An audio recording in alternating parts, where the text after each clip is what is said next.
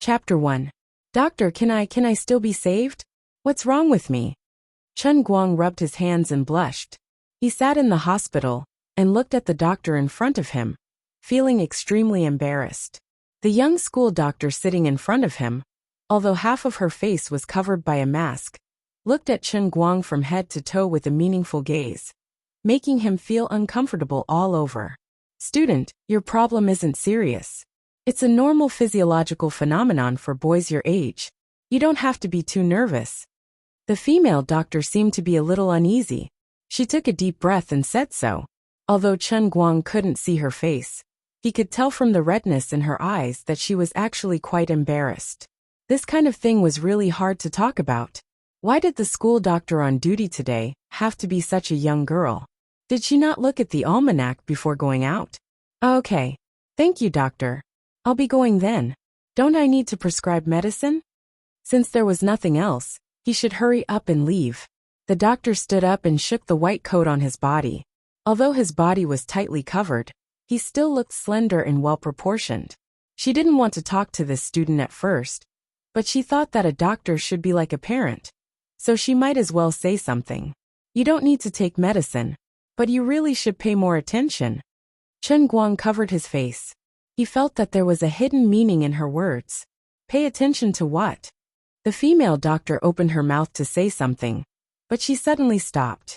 She looked up at the girls queuing outside and thought for a moment. She took 2 steps forward and whispered into Chen Guang's ear. Student Chen Guang, you've been having problems for the past few days. It's a little too. Anyway, a boy's body will mature at 22 years old. You should try not to look at things that aren't good for your body and mind. You should also pay more attention to self-control. There's really nothing else. As the female doctor spoke, her fragrant and warm breath softly brushed against Chen Guang's ear. She just had to say such things. Chen Guang's face immediately turned red, as he quickly covered his face and retreated. All right. I'll definitely pay more attention. Thank you, doctor. Walking out of the school hospital, he took a deep breath and reluctantly looked back at the school hospital. Old man, I'm wronged. I really haven't seen anything recently. For the past few days, he had been feeling that something was wrong with his body. Since 5 days ago, he had been having strange dreams all night, as if he had seen a ghost. As soon as he fell asleep, his mind would be in a trance, as if there was someone talking beside his ear endlessly. However, he could not clearly hear what the person was saying. He only vaguely knew that the voice came from a woman, and it was clear and melodious. Even though the voice was as far away as a mountain, it still gave him a soul-stirring feeling. It was like poison, causing him to be unable to sleep at night and toss and turn restlessly in bed. He drew the map. This morning he crawled out of bed at the first glimmer of dawn. When he touched his bedding, he realized that another shell had formed. F***ck. If this went on, he would kneel. How did this happen? Chen Guang racked his brains, but could not think of a reason. 5 days ago, he had only done something he was guilty of. All I did was take a cup that a passenger left on the bus and use it myself.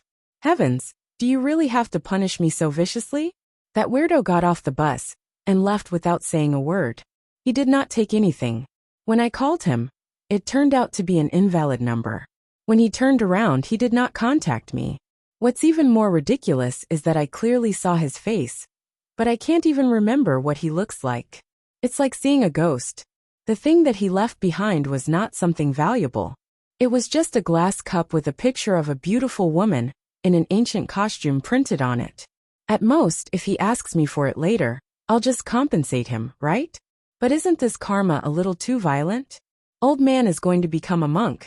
This poor monk's dharma name is Master Meng Yi. Doctor, save me. I'm sick. I don't want to die. Hence, the scene just now happened. His illness was not seen, but he embarrassed himself in front of such a beautiful doctor. He could not live on anymore. His life was about to collapse, but he still had to grit his teeth and continue. There was only 1 month left until the CET-4 exam of his 3rd year. Gokyo University, where Chen Guang studied, had a very ridiculous rule. Anyone who did not pass CET-4 in 4 years would not have a degree certificate. The school claimed that it was in line with international standards. Regarding this, Chen Guang only had one thought: screw me. Since the beginning of his first year, Chen Guang had taken the exam every semester, but his scores kept getting lower and lower. Up until now, this was the 6th time he had made a desperate attempt to pass CET-4. His chances were as slim as winning 5 million in the lottery. The more he spoke, the more his face filled with tears. He could not bear to recall the past. Today was the weekend. Chen Guang and his best friend Wenwen had agreed to revise together in the library. Although it was to revise together, Wenwen could be considered half a top student. It was this overly beautiful school belle's best friend who saw how miserable Chen Guang was and personally supervised him to revise for CET-4. Wenwen was also a strange person. She was tall and slender, and had exquisite facial features. Every movement she made exuded an elegant and moving temperament. These 3 major factors made her, who did not have a high profile, become one of the school belle of Gokyo University. She could be considered a celebrity in the school.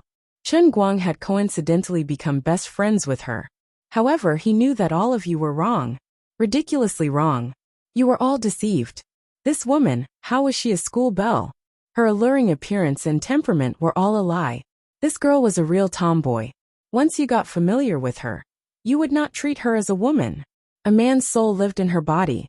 No matter how beautiful her appearance was, it was all a lie. The 2 of them sat in the corner of Gokyo University's library. Even though they had deliberately kept a low profile, Wenwen still could not avoid being the focus of other nearby students' gazes. Whether it was boys or girls, there were always some people who would steal glances at them from time to time. Today, she was wearing a white shirt that showed off her figure.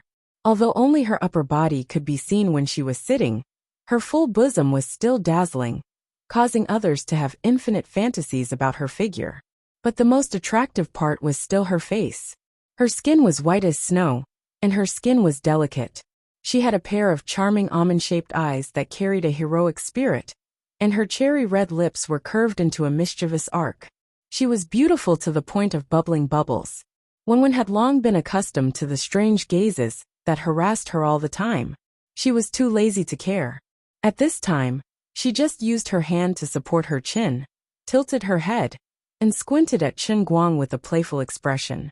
Right now, the expression on Chen Guang's face was very complicated. Surprise, panic, confusion, expectation, and even a little bit of lust. He was shocked by Wenwen's words just now. For a moment he couldn't wrap his head around it. After a long time, he calmed down and fiercely glared at Wenwen. Your joke is a bit too much. My little heart can't take it. Who's joking with you? I'm serious. You're already a 3rd year. Without English classes, you usually have to drive a sports car to earn money. You'll only get worse the more you study. If you don't take advantage of this last breath and pass the 4th level, don't tell me you still want to wait until your 4th year? At that time, there will be more things to do before graduation. Passing the 4th level will be even more impossible. If you can't pass the 4th level, you don't have a degree certificate. Wenwen said very seriously. But this is too. Chen Guang still felt that it was too inconceivable. Although he knew that Wenwen's temperament was very manly, very tomboyish, and very tough, he really didn't expect that she could be tough to this extent. Don't be so wishy-washy. I, Wenwen, have always been a woman of my words. There's no doubt about it. Wenwen heavily slammed the table and glared at him with domineering eyes. For an old virgin like you, a beauty like this lady definitely has a fatal attraction. In order to stimulate your greatest potential, in order to let you get rid of the quagmire of not being able to graduate, in order to save a youth who may not be able to graduate and walk on the wrong path, this lady, today, solemnly promises that as long as you pass the 4th level, I won't be able to kiss you here through your clothes. 5 minutes.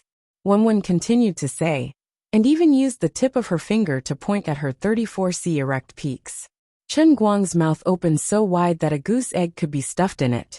Wenwen continued to say, although the 2 of us aren't in that kind of relationship, it doesn't matter. Anyway, a kiss won't hurt a piece of flesh. As long as we don't say it out loud, the heavens, the earth, you, and I will know, it doesn't matter. After a pause, Wenwen said again, as a brother, it's not a problem for me to do anything for you. What do you think about this small matter? I really want to help you with all my sincerity. You're lucky. How about it? Do you want it? Is this reward good enough? Is this motivation enough? This lady has sacrificed her body to save your life. That's right, this was the thing that made Chen Guang panic. Just now, his best friend Wenwen, this good brother, who had a beauty that could cause the downfall of a nation, but hid a heart of a tomboy, actually said that as long as he could pass level 4, she would let him kiss her chest through her clothes for a whole 5 minutes. Following the direction of Wenwen's finger, Chen Guang's gaze gradually moved downwards again. When he saw the place where her finger was pointing, his mind went blank. Chest. Not through clothes. Kiss. 5. Apart. Zhong.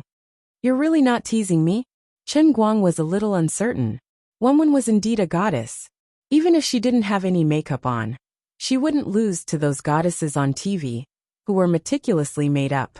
She belonged to the category of evildoers who, even though they knew she was poison, couldn't help but want to swallow her into their stomach. Unfortunately, she was a tomboy. I'm really not teasing you. This lady is serious. Wenwen nodded her head heavily. Chen Guang felt that his whole body was about to collapse. She was simply tempting him to commit a crime. His gaze drifted downwards, and Chen Guang was looking at Wenwen's pair of tall and full breasts. Even with the white coat covering them, he could see that they were quite majestic. At such a close distance, even if Wenwen only moved a little when she breathed, this pair of white rabbits would tremble incessantly. In a daze, there seemed to be a warm fragrance drifting out from there, and his nose felt like it was going to melt. He found that he was really moved, and his mind had already started to imagine that scene. She stood in front of him with her upper body bare, and he puckered his lips and slowly moved closer. Tang Cha, withdraw. I can't think about it anymore. Chen Guang's whole body trembled. If he continued to think about it, he wouldn't be able to continue reading this book. This is too scary. I'm actually moved by a man's chest. The old man's 1,000 years of cultivation is going to be destroyed in one day. Seeing his infatuated look, Wenwen smiled without saying anything. She only looked at Chen Guang from head to toe for a moment. That gaze seemed to say, "Little guy, do you think I don't understand you? Do you really think that the real stuff that this lady found in your laptop is just for show? Once you raise your little tail, I know what you're thinking in your heart. Fine, in any case, I'll leave my words here. This matter is settled. As long as you can pass the 4th level, I'll keep my word. But if you don't pass, then pretend I never said anything about this matter. Of course, with your current level, I'll give you 2 words, no chance. This matter is just a thought. Young man, look at this set of papers of yours. Out of 10 questions, you didn't even get 1 correct. Didn't I think that you're dead for sure? That's why I dared to make this bet with you. Do you really think that I'm that generous?" After saying that, Wenwen glanced at the simulation paper that Chen Guang had just finished. She really wasn't talking nonsense. It was full of crosses. Actually, the reason why Wenwen dared to place such a heavy bet on Chen Guang was purely because she really didn't think highly of Chen Guang at all. She felt that he was too miserable, so she just gave him a little motivation. Finally, Chen Guang was sure that she really wasn't joking. His expression instantly became serious. After a while, he spat out 3 words, "Good brother. For life." Although the hope was slim, the old man threw caution to the wind and did it. Leaning his head on the table, Chen Guang fiercely threw all his thoughts into the book. He took out 200% of his state and studied to his death. Unfortunately, his heart was higher than the sky, but his life was thinner than paper. After a busy afternoon, looking at the large number of red crosses on the simulation paper, old man Chen Guang covered his face. He felt like dying. After reading in the afternoon, he went out to run for half the night. When he returned to the dormitory, he was once again stuck with the revision materials for the 4th grade. Exhausted, Chen Guang climbed onto the bed, but he couldn't sleep. He was flustered. "Buddha, please protect me and take away the female ghost that howls in my ears every day. The old man now has an important task that cannot be delayed. Otherwise, I'll use a rubber band to tie up my penis to protect it. Save it. If I really do that, I'll cut it off tomorrow." His head tilted to the side. No matter how scared he was, he still had to sleep. Tonight's dream became a little strange. The voice that could not be heard clearly became a little clearer.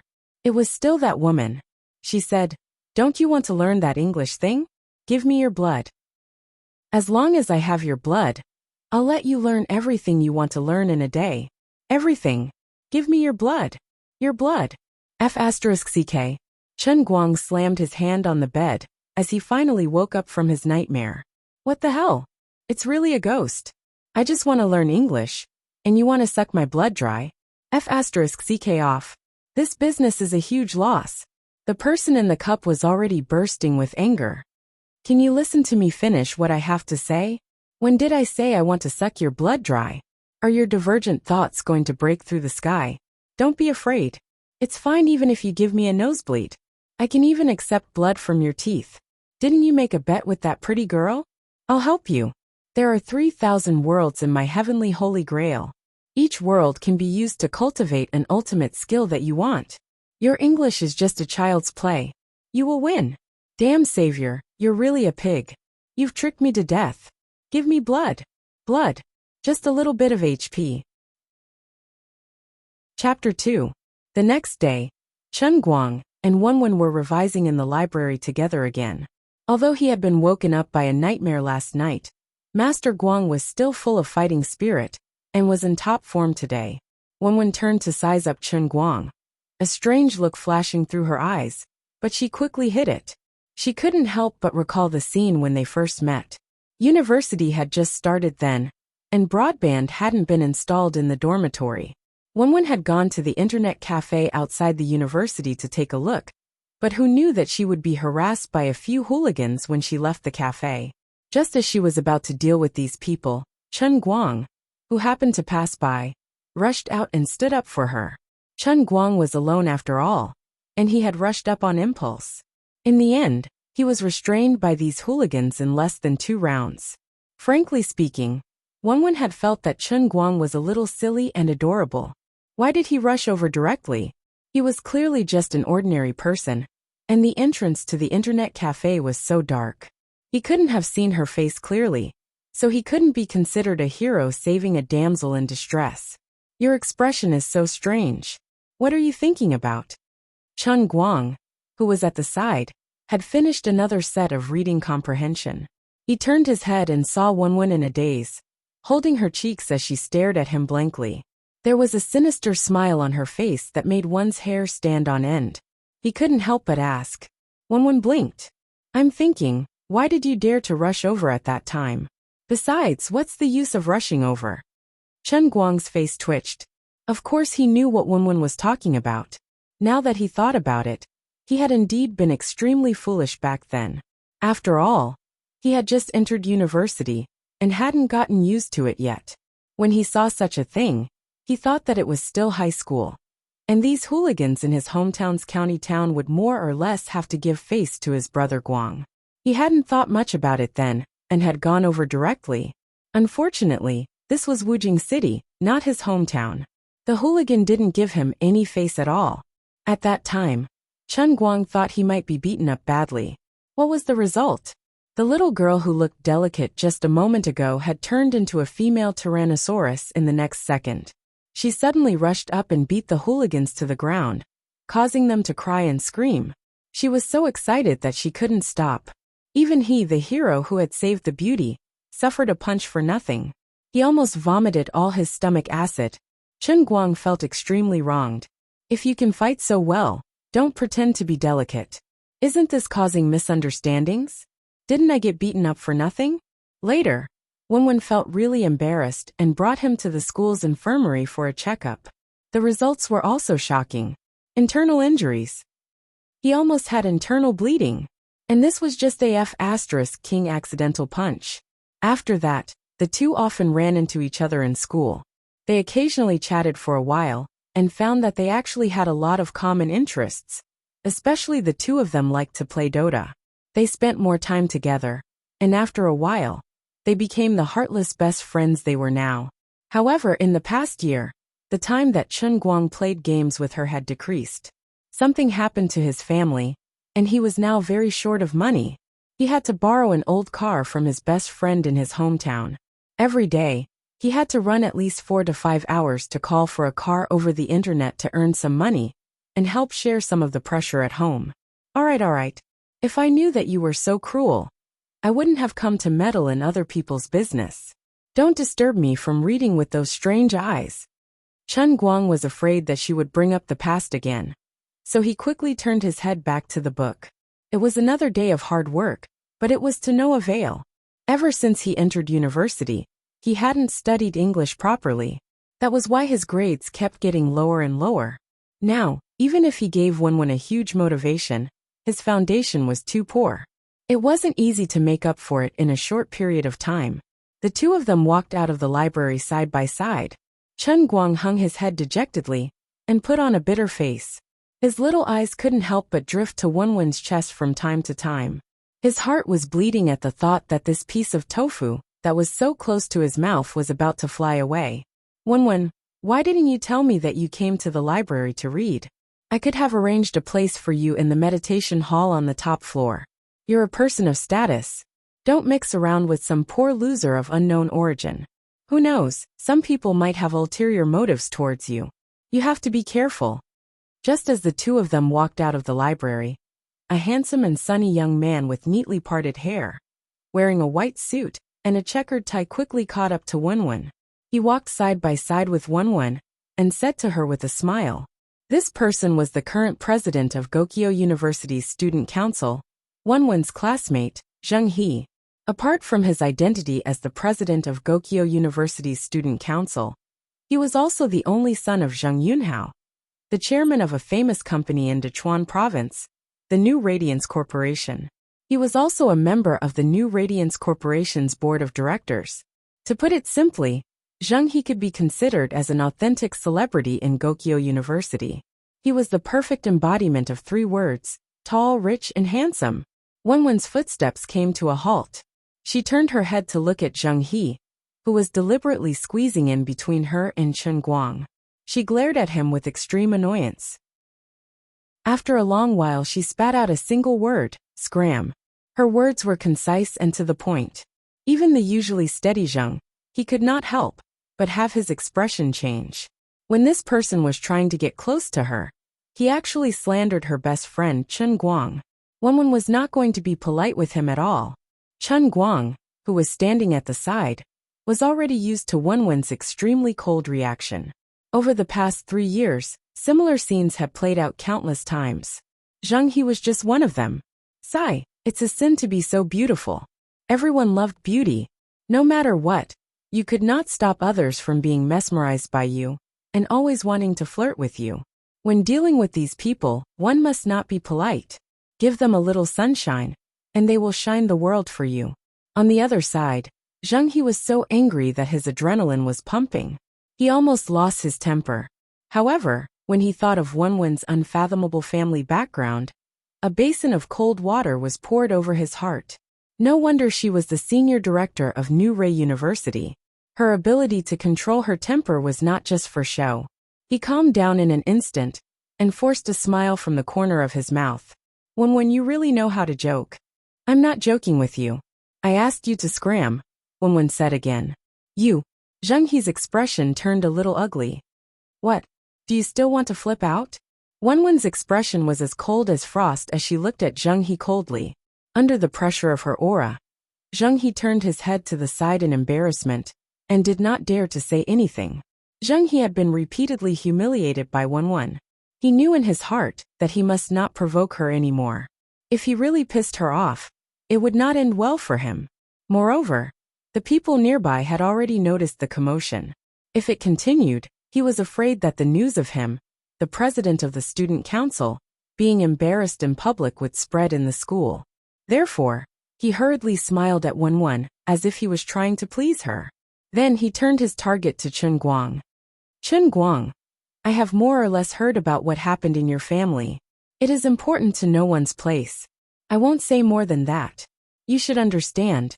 No matter how close a toad is to a swan when it's young, when everyone is grown up, a toad can only be with another toad, and a swan will only marry a swan. If a toad doesn't go far away, I'm afraid it will be accidentally trampled to death by another courting swan. In front of Chen Guang, Zheng He had the capital to be arrogant. Wen, who was at the side, did not say a word. She knew Chen Guang too well. With this guy's personality, Zheng He's level of provocation was purely a waste. Sure enough, Chen Guang heard that and grinned. Young Master Zheng He, do you know what the biggest difference between you and me is? Zheng He saw that Wen did not speak, and became even more excited. It's just that you are a poor loser. Although I don't want to flaunt my wealth all day long, this kind of thing, anyone with a discerning eye can see, right? What he was thinking was very simple. In terms of family background, appearance and temperament, which one of them is not 8 streets better than you? This is the biggest difference between us. I don't believe that you can say anything else. Chen Guang suddenly put on a straight face and pulled Wen's hand to walk away. You won't understand even if I say it. Man, let's go. If people stay with wild animals for a long time, they may get the bird flu. Wen couldn't help but laugh. She put her hand on Chen Guang's shoulder and ran away with a laugh. What you said makes sense. What if a wild white swan goes crazy and bites people? Ha ha ha, I'm dying of laughter. What an idiotic pretense. Comparing yourself to a beast, you must have a screw loose in your brain. Zheng He didn't know how to react for a while, and his face turned ashen. Bastard. He did not expect Chen Guang to laugh at him with his own words. He did not even give him a chance to counterattack and ran away quickly.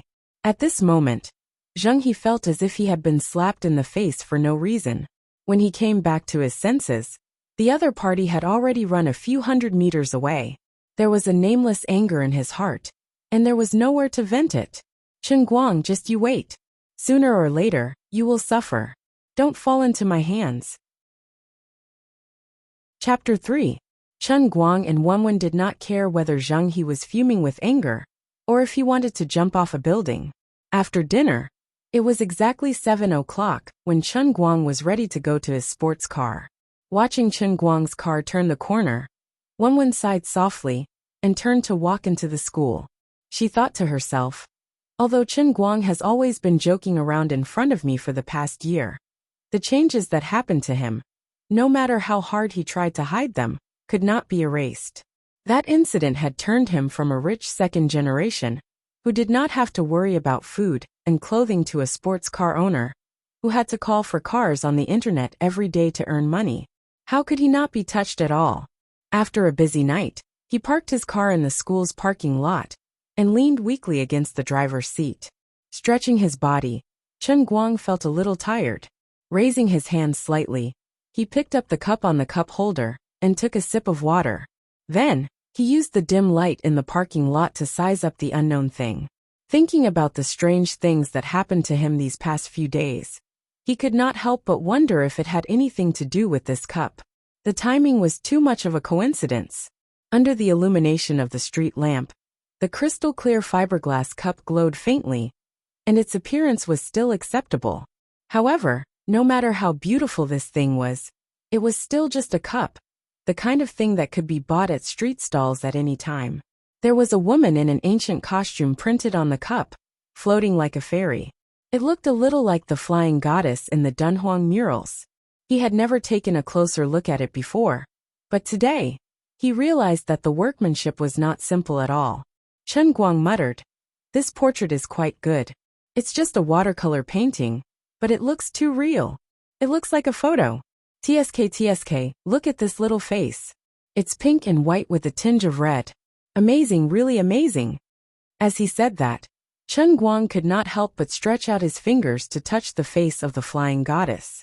When his fingers touched it, he felt the coolness of the fiberglass, which meant that the portrait was embedded in the inner layer of the fiberglass.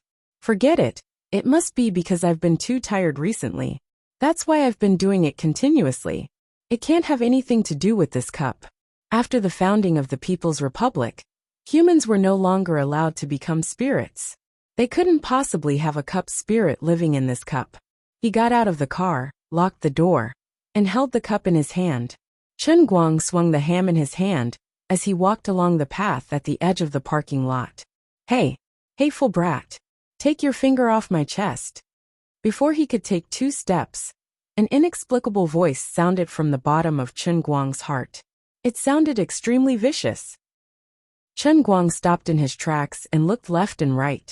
In the huge parking lot, there was no one else but him. The dim yellow street light shone on his body, stretching his shadow on the ground.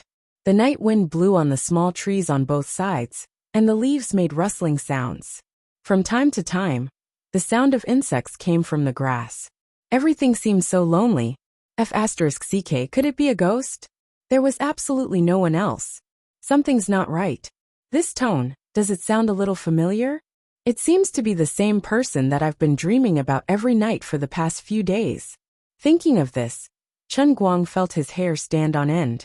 He quickly shook his head. Don't joke around. What era is this? We have to believe in science. There are no demons or ghosts. This is definitely an auditory hallucination. I need to calm the nerves and nourish the brain. Or even 3 bottles of juice will do. I'm really sick. Putting away these unreliable thoughts, Chen Guang held the cup in his arms and walked forward quickly. He didn't hear the strange woman's voice again until he walked out of the parking lot. He looked back several times, but he didn't see anyone following behind him. His heart finally relaxed. He thought to himself, it really was an auditory hallucination. Sigh, I'm really unfortunate. The woman's voice just now didn't come from outside his ears. It came from the depths of his mind. Hallucination. This is definitely an illusion. I'd better hurry back to my dorm and have a good sleep. Chen Guang, I've been waiting for you for a long time. Later, I really want to know if you can still be as cocky as you were this afternoon. Just as he stepped out of the parking lot, another untimely voice rang out. This time, it wasn't the woman, but a tall figure in a white suit blocking his way. Behind this person stood 5 well-built young men. They were obviously the school's sports special admissions students. Zheng He. This guy had suffered a loss in the argument in the afternoon. He actually brought people to block Chen Guang at night. After what happened in the afternoon, Chen Guang knew that Zheng He would definitely be dissatisfied with him. However, he didn't expect his revenge to come so quickly. However, if he was given another chance, Chen Guang would still have the same attitude in the afternoon. Chen Guang wasn't the kind of person who would happily put the right side of his face up for others to slap, if they wanted to slap him on the left side of his face. If you don't give me face, of course, I won't give you face either. Even if he was blocked here, Chen Guang didn't plan to give in.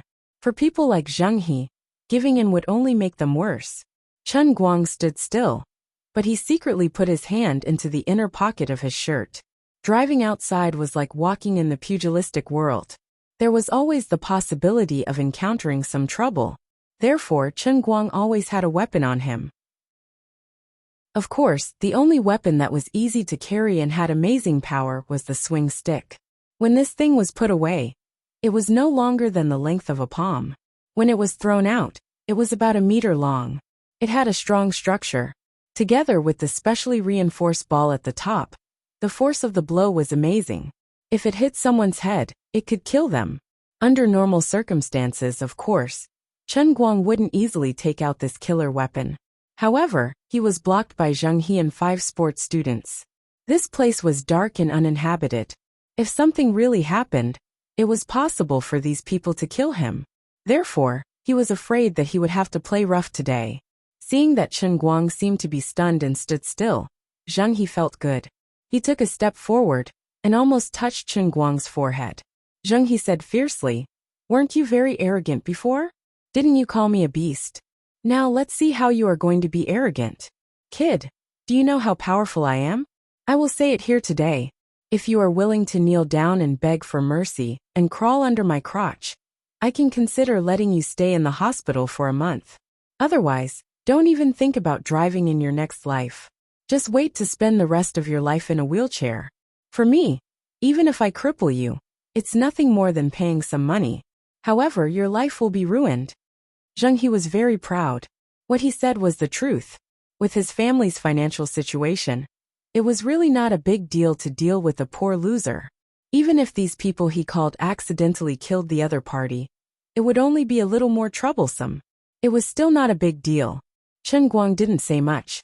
Instead, he took a step back and put some distance between himself and Zheng He. Zheng He thought that he was scared, so he was even more proud and arrogant. In his mind, He was already thinking about how he would press this person to the ground and slap him. He snorted. Stinky loser should have the awareness of a stinky loser. Is one someone you can get close to? Why don't you take a piss and look at yourself? In the dark, Chun Guang still didn't say a word. He just fiercely took out a baton from his pocket and shook his hand. With a clang, the long baton was held horizontally in his hand. The special weight on the tip looked particularly ferocious under the dim light of the street lamps. He just took a step back, just to find the best distance to attack with the baton. Young Master Zheng, is that a baton in his hand? A knowledgeable sports student saw something strange and asked in surprise. After all, the baton had a fierce reputation. It looked inconspicuous, but strictly speaking, it was a controlled tool. In the hands of people who risked their lives, it might be more powerful than a machete. Zheng He didn't know the power of this thing. He just stared at Chun Guang and said, "So what if it's a baton? Do you think this kid dares to fight back? Get him. Beat him until he doesn't look human anymore. Beat him into a real beast." With a wave of his hand, Zheng He retreated a little. His body was precious. Since he had 5 hired thugs with money, there was no need for him to personally go into battle. Although the 5 sports students were a little hesitant when they saw the baton, since Zheng He had asked them to attack, they had no choice but to do it. After all, they had the advantage in numbers. Even if the other party had a weapon, it was probably just a bluff. This thing could kill a person if it hit the head. That kid wouldn't really dare to kill them, would he? Does he really think I'm a pushover? Chun Guang saw the other party pouncing forward, and his heart was filled with anger. Whoever dares to come up will have to pay with their lives. Today, he was going to let someone bleed. Chapter 4. Chun Guang was also a person who had been born with a silver spoon in his mouth. He had seen a lot of idiots who deceived their parents. He could completely understand the mentality of people like Zheng He. Don't be fooled by him saying that he would teach Chun Guang a lesson. If he really didn't resist, he might really be crippled alive. As the saying goes, those who are arrogant crawl are stupid. Those who are stupid are afraid of those who don't care about their lives. The current Chun Guang had already become a poor loser, just as Zheng He had said. If he didn't show his attitude of not caring about his life, he would suffer a big loss. As soon as he finished speaking, facing the siege of the 5 sports students, not only did Chun Guang not retreat an inch, but he even took a step forward. His eyes flashed with a bloody light, and he even raised the baton in his hand high up, ruthlessly smashing it towards the head of the person in front of him. What the F***ck? This guy is serious. These 5 sports students weren't good people in school. They had done a lot of bullying the week, but they had really never seen someone like Chun Guang who wanted to kill without saying a word. The person who was targeted by Chun Guang suddenly panicked. His reaction was fast enough, and he raised his hand to block his head. Then, there was a cracking sound as the baton hit his arm. Unexpectedly, his arm was fractured. The other 4 people were trying to rescue Chun Guang. 3 of them raised their fists towards Chun Guang's body, and the other person turned his head to the side to look for a useful guy on the ground.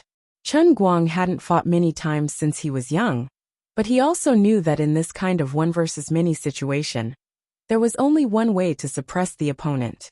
That was no matter how others attacked you, you didn't have the mood or ability to dodge the attacks of others. You just had to focus on one person and ruthlessly beat them to death. You had to let them know that even if you were beaten to death here, the person you were targeting would have to die with you. His back and waist were hit 3 times. These sports students' fists were really heavy, and it made Chun Guang feel so uncomfortable that he wanted to vomit blood. But he still chased forward. This time, the baton was aimed at the temple of the person who had just broken his forearm. Someone was going to die. In the nick of time, the person who had turned around to look for the guy on the ground finally appeared in time. His hands were wrapped around a metal trash can by the roadside, blocking the path of the baton. There was another loud bang. The trash can made of thin iron sheets had been completely deformed by Chun Guang's stick. The man's hands were also trembling. The trash can fell to the ground. It was as if it had been hit by a car, and there was a huge dent in it. Chun Guang's eyes were bloodshot, like a beast that was about to devour someone. Damn it, didn't you want to deal with me? Come on. Come on, all of them. Whoever was a coward was a grandson. Even if I die, I'll drag you down with me. A bunch of trash. As he spoke, he felt the sound of something breaking through the air behind his head. He didn't have time to turn around, so he subconsciously raised his left hand that was still holding the glass cup to the side. There was a clang, and he blocked the sneak attack of another sports student with a steel pipe that he had picked up from the ground. It seemed like the other person's steel pipe had slightly scratched his finger. Chen Guang's left hand that was holding the glass felt like it was being torn apart, but at least he didn't get hit in the head. Damn it! You're looking for death. Under the pain, Chen Guang's adrenaline exploded. The last bit of reason in his head disappeared at that moment. He suddenly turned around and swung the baton in his right hand. It hit the shoulder of the person holding the steel pipe. The person groaned in pain, hugged his shoulder, and retreated to the side. Damn it! My hand! My hand! It's broken! My hand is broken! At that moment, the first person who was hit by Chen Guang slowly recovered from the pain. He sat on the ground and howled in pain. Damn it, my shoulder hurts. Damn it, it seems like my bone is broken. From the close combat to injuring two people, it took a long time to describe, but in fact, only a few seconds had passed. Hearing their companions scream, the three sports students who hadn't been injured felt as if a bucket of cold water had been poured over their heads, and they all took a step back. Chen Guang's breathing was extremely heavy, with his chest sounding like a bellows. He gave the three sports students a ferocious kick, ignoring the pain coming from his fingers as he took a step forth, frightening the three of them to the point of retreating. It was so much so that Zheng He, who was hiding at the back, was forced to the front. Yes, in terms of strength, any one of the five sports students was much stronger than Chen Guang. But in a fight, when it came to winning or losing, it was all about momentum. Zheng He was dumbfounded. He didn't expect it to turn out like this. He clearly had five sports students who were very good at fighting on his side. How did it turn out like this in the blink of an eye? It didn't make sense. Zheng He, you better think about it. Just like you said, you are rich, and I only have one cheap life. It's not a loss for me to drag you to death with me. Even if you let these people beat me to death here today, I can guarantee that I will drag at least 3 people to death with me. And you, Zheng He, must be one of them. Come, let's fight to the death. As Chen Guang spoke, he pointed the stick straight at Zheng He's nose and said coldly. There was a murderous aura in his words. He wasn't joking, but he really intended to do it. Zheng He subconsciously took 2 steps back. He was afraid. He was a person of status and wealth. It was not worthwhile for him to play a game of mutual destruction with a small fry like Chen Guang. As the saying went, the barefooted were not afraid of those who wore shoes. As the son of the chairman of the New Radiance Group and the heir to a large asset, Zheng He wore extraordinary shoes. Others might not be respectful to him normally, but they would never dare to threaten his life so blatantly. Chen Guang's naked threat really caught him off guard. Don't think that I can't do anything to you if you play with your life. I can use money to smash you to death too. Zheng He said fiercely, but he was still retreating as he spoke. He was planning to run away. Chen Guang was expressionless. If you say another word of nonsense, I will kill you right now. Let's go. Zheng He wasn't stupid. He knew that the people on his side had already lost their minds. He didn't want to suffer in silence. He felt that it was not worthwhile to make things difficult for a lunatic, so he turned around and left. The 3 sports students who hadn't been injured hurriedly supported their 2 injured companions and followed behind Zheng He. They came in a threatening manner, but left in such a dejected manner. It was really embarrassing. When Zheng He and his group were far away, Chen Guang's tense nerves suddenly relaxed. Chen Guang didn't have the time to think about how Zheng He would take revenge on him later, nor did he have the ability to care. Since he had already formed a grudge with this person, he could only deal with it when it came. Did a peasant deserve to be trampled on by rich people? Was this a joke? If you piss me off, even if I have to give up my body, I will drag you down from your horse. Chen Guang thought fiercely. Ever since that incident at home, although he was usually cheerful, he had always been hiding a vicious aura in his heart. It was Zhenghe's bad luck. He brought people to block the road and provoked the vicious aura in his heart. When this person's temper flared up, how could he care so much about reason? How could he have any scruples? When his mood calmed down, Chen Guang slowly put away the baton. Only then did he remember that his left hand had been severely scratched by the steel pipe. When he put away the baton, he used a little bit of force and grimaced in pain. He stood under the streetlight and carefully looked for a long time. After confirming that his finger was only scratched and not hurt to the bone, he felt a little relieved. It was just a little strange. At that time, the steel pipe must have hit the fiberglass cup. Not only did the cup not break, but there wasn't even a little bit of damage. Forget it. Since this cup was a high-end product, it was normal to be more solid. After calming his mood, Chen Guang put the baton and the cup into his pocket. He rubbed his fingers and walked in the direction of the dormitory. The wound on his finger wasn't deep. There was only a little blood, so he didn't have to worry about tetanus. However, Chen Guang also neglected one thing. At that time, his hand was hit while holding the cup, and his finger was bleeding. But now, there was no blood on the cup at all. After the trace of blood touched the surface of the cup, it disappeared without a trace. Chen Guang didn't know that at this time, the woman in the cup, oh no, the goddess empress, had completely fallen into a state of ecstasy. Wahahaha. Little guy, I've waited for a long time for this day. You finally dripped blood to recognize the owner. Just you wait, just you wait. When he returned to the dormitory, he could hear his 3 roommates from afar. It was very lively. It was also at this moment that Chen Guang, who was tired all night, was able to clearly realize that he was still a university student. Chapter 5. It's fogging. It's fogging. Who's pulling? Say something. This shrill shout came from Bai Fan. Due to Bai Fan's small stature, his voice was sharp and ear-piercing, and his occasional effeminate aura. He was given a nickname by everyone when he entered the school. People in Jianghu called him the White Lady. Of course, Bai Fan's voice was a little feminine, and his actions were a little feminine, but overall, he was quite loyal. Wait, I'm still rushing. My blink dagger is still on cooldown. Immediately, wait for the old man's people to jump in. The other rough and loud voice belonged to Xiong Jinka, who was known as Xiong Air in the dormitory. He was a standard burly man from the northeast. He spoke carelessly and looked very rough. According to him, when he was young, he was known as the Tiger of Northeast Muden River. That was indeed the case. Whenever something happened, regardless of whether he understood the situation or not, he would rush forward and start making a move.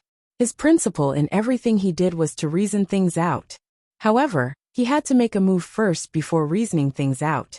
Due to this guy's bad temper, he often made a fool of himself because he did not understand the situation. As for Lin Jingwei, who was nicknamed Lil Lin, he was lying on the computer silently, his mouse moving nonstop. This guy had a calm personality and played as a carry in the game. At this time, he was focused on controlling anti-mage to farm money. This kind of mid-game fighting was better left to Bai Fan, who played as Batrider, and Xiong Jinka, who played as Centaur Chieftain. As for Chen Guang, he was not given a nickname. The other 3 usually called him Brother Guang. Among the 4 people in the dorm, Chen Guang seemed to have the best family background. However, Chen Guang always felt that even though Lin Jingwei looked like a loser, he would occasionally show some unusual side, which made people suspicious of his background. However, Chen Guang didn't really care about this kind of thing. Who didn't have their own little secrets? Pushing the door open, the 3 of them were staring intently at the screen in front of them. This was how it was to play Dota 2. A slight distraction would result in losing the game. After driving for most of the night, Chen Guang was also very tired at this time. But he still couldn't sleep now. Since Wenwen had given him that kind of reward, even if the CET4 was getting harder and harder every year, he still had to give it a try this year. For the sake of Wenwen's, for the sake of her diploma, no matter how hard and tiring it was. Even if she couldn't even lift her eyelids, she had to fight for it with all her might. I am a young man with a dream. Without greeting the 3 teenagers who were deeply immersed in the game, Chen Guang sat on his chair and took out the CET4 revision materials to read. In order to avoid being disturbed by the sound of the other three playing the game, he even put on his headphones. He didn't pay attention to the outside world, and only focused on reading the book. Usually, Chen Guang wasn't that serious when reading. From time to time, his mind would wander. After the group of people finished the game, they would drag Chen Guang to discuss the gains and losses of the game, shifting the blame to each other. Chen Guang would also laugh and joke with these people for a while. However, the current Chen Guang was different. He was a person with great ambition and great perseverance. Wenwen's promise really made Chen Guang easily perform 200% of his state. Until the lights went out at 12 o'clock, the other three animals in the dormitory were ready to go to bed. Chen Guang only stretched out his hand to turn on the charging light in front of him. He didn't even lift his head. I say, is Brother Guang sick? I felt that something was wrong with him since yesterday. It's been 3 years, and I've never seen him in this state. I couldn't even do this before the college entrance examination. TSK, he's really amazing. Bai Nyangzi and Bai Fan blinked at the other two as they washed their feet. Lin Jingwei quietly walked to Chen Guang's side. He picked up the cup that Chen Guang had placed on the table and poured a cup of water from the water dispenser in the living room. He gently placed the cup on Chen Guang's left side, where it wouldn't be easily knocked over. He stood up and said to the others, he's already in his 3rd year. If Brother Guang still doesn't pass CET4, it'll really affect his graduation. Let's not have the bedside chat, and let him study properly. Xiong'er, you should also speak softly. Who? Goyalu. F*ck, he's already asleep? He's so carefree. He's sleeping well. Bai Fan and Lin Jingwei rolled their eyes at the same time, and didn't say anything else. They went straight to bed. Those who wanted to play with their phones did so, and those who wanted to sleep went to sleep. Chen Guang had his headphones on, so he didn't know that the three of them were talking about him. It wasn't until he felt a little thirsty that he casually reached to the side and pinched a warm cup. He turned his head and found that there was already a cup of water in it. He didn't need to think to know that it was Lin Jingwei who poured it for him. Chen Guang grinned and felt warm in his heart. Among the 3 people in the dormitory, Bai Nyangzi had the most ideas. He could also be called a neurotic with a wide range of ideas. Although Xiong'er was a little chinibu, he was very upright and would always be the first to rush to the front. Lin Jingwei came from an extraordinary family. He was steady and meticulous. It was a great blessing to be able to spend 4 years with these people in this life. Picking up the cup and taking a sip of water, Chen Guang once again put his mind back on the revision materials. Before he knew it, it was already 2 o'clock in the morning. After spending the entire day in the library and driving the entire night, before returning to the dormitory, he had a fight with Zheng He and the others. To be able to focus on reading books for more than 2 hours was already a feat that he had done well. However, a person's energy was limited. After persevering for a long time, Chen Guang was still a little drowsy. However, he felt that he was in a good state. Since he didn't have any classes tomorrow morning, he decided to escape first. He lay on the table and refused to get up. He clenched his teeth and read. Finally, the drowsiness in his heart grew fiercer and fiercer. It fiercely rushed out and completely swallowed the bit of willpower in his heart. Forget it. I'll just lie on the table and doze a little. I'll sleep for half an hour before getting up. Chen Guang took another sip of water, turned off the table lamp, and comfortably lay down. He didn't realize that as he lay down, the fiberglass cup that his right hand touched began to emit a faint glimmer. The source of this glimmer was the portrait of the beautiful woman in the ancient costume on the wall of the cup. This decorative painting with red lips and white teeth slightly moved. Little brat. Hey, little brat, wake up, wake up. In a daze, he seemed to hear someone talking to him again. He moved his body and curled his lips impatiently. Go away, don't bother me. As soon as he finished speaking, he felt a tearing pain from his ear, as if someone was desperately pulling his ear. Chen Guang felt the pain and suddenly opened his eyes. He used his hands to push himself up, and immediately stood up straight. He angrily looked around. Who's so wicked? Can't you let me sleep properly? He couldn't help but be angry. Anyone who was sleepy to the point of wanting to die, and wanted to sleep, but was teased like this would definitely feel like beating someone up. What kind of situation is this? The next moment, the angry Chen Guang quivered all over. The little bit of anger in his heart instantly disappeared, and he was completely dumbfounded. F***ck. I was clearly sleeping in the dormitory, but where the F***ck is this? What the hell? Chen Guang looked around, and all he saw was a vast expanse of whiteness. It was like a void, very much like the sea of clouds on Mount Amay on TV. But when he fiercely stomped his feet, it was solid ground. He bent down to touch it, and it was the cold touch of marble. Could it be that I'm dreaming? Chen Guang mumbled to himself, and pinched his cheek fiercely. The pain was very obvious. He shook his head again. No, it's not a dream, but it hurts. But what the F***ck is going on? I don't understand. Hey, little brat. What are you doing? Why are you looking around? Oh no, I'm here. At this moment, a slightly familiar but even more strange female voice sounded behind Chen Guang. Chen Guang was stunned at first, and his whole body stiffened. Then he finally reacted. Isn't this the female ghost's voice that made the old man draw the map for a few days? Isn't this the female voice that I heard before I met Zheng He, which I suspected to be hallucinating? F***ck me. Fahai save me. Buddha save me. Help me. This place is definitely haunted. This is not scientific. He really couldn't help but panic. As a good young man of the new era, who had been under the influence of modern scientific education for a whole 15 years, he actually encountered this kind of supernatural event that could be said to be haunted. He just lay down in the dormitory for a while. And when he woke up, he was in this inexplicable ghost place.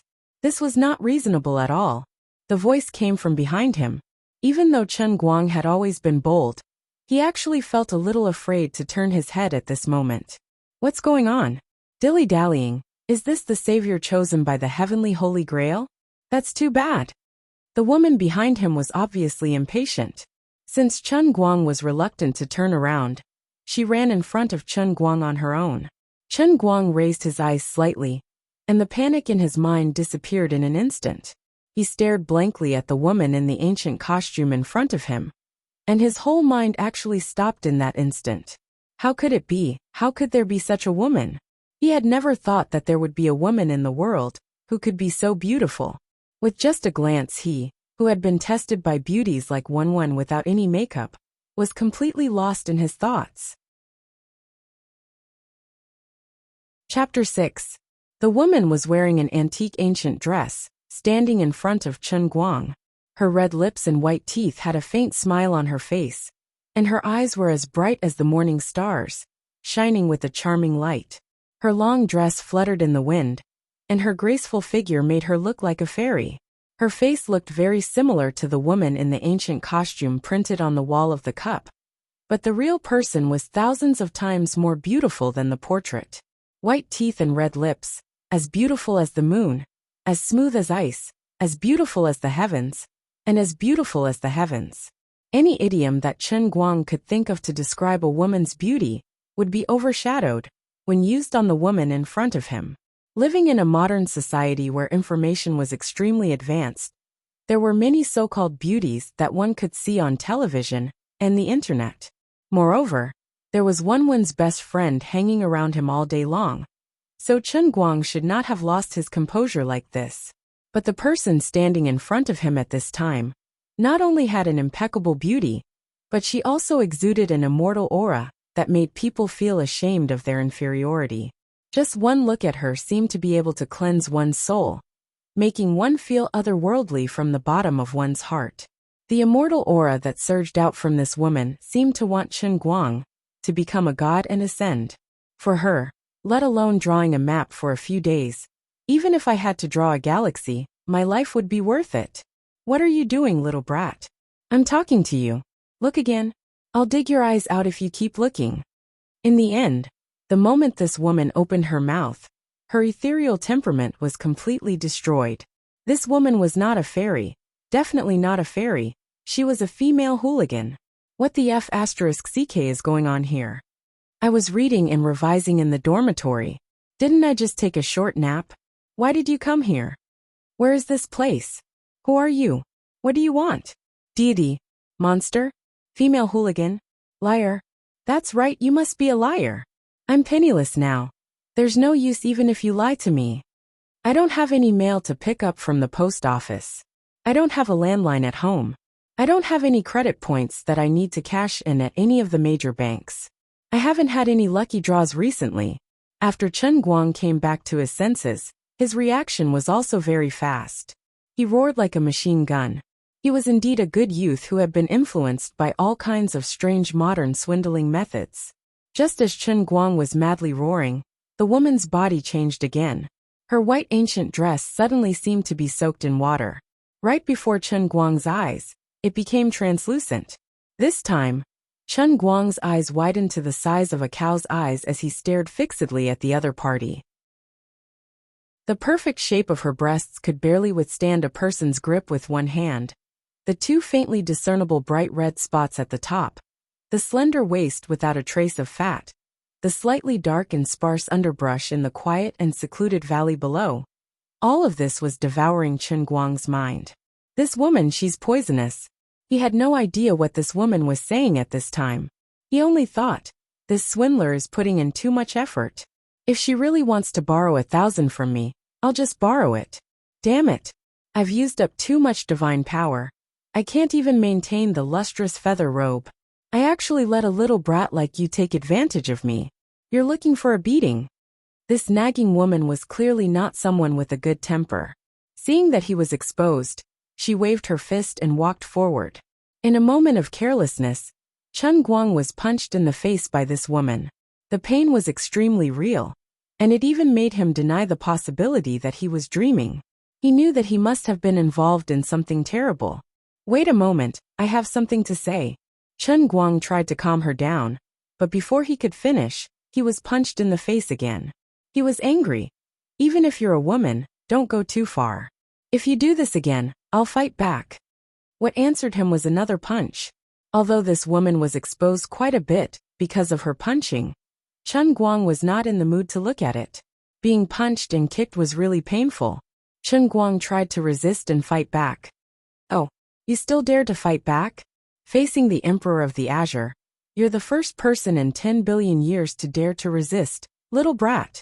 This is what's interesting. I've been locked up for so many years, and I can finally come out to get some fresh air. If you don't make any movements, how boring would that be? Awesome. Really awesome. What welcomed Chen Guang was still the woman's punches again and again. Damn, the old man was actually not a match for her. Chen Guang was really angry.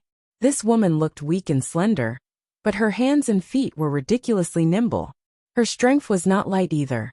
Left hook, right hook, every punch landed on the flesh. There was no way to defend, no way to dodge. As the woman moved her hands and feet, she kept saying something.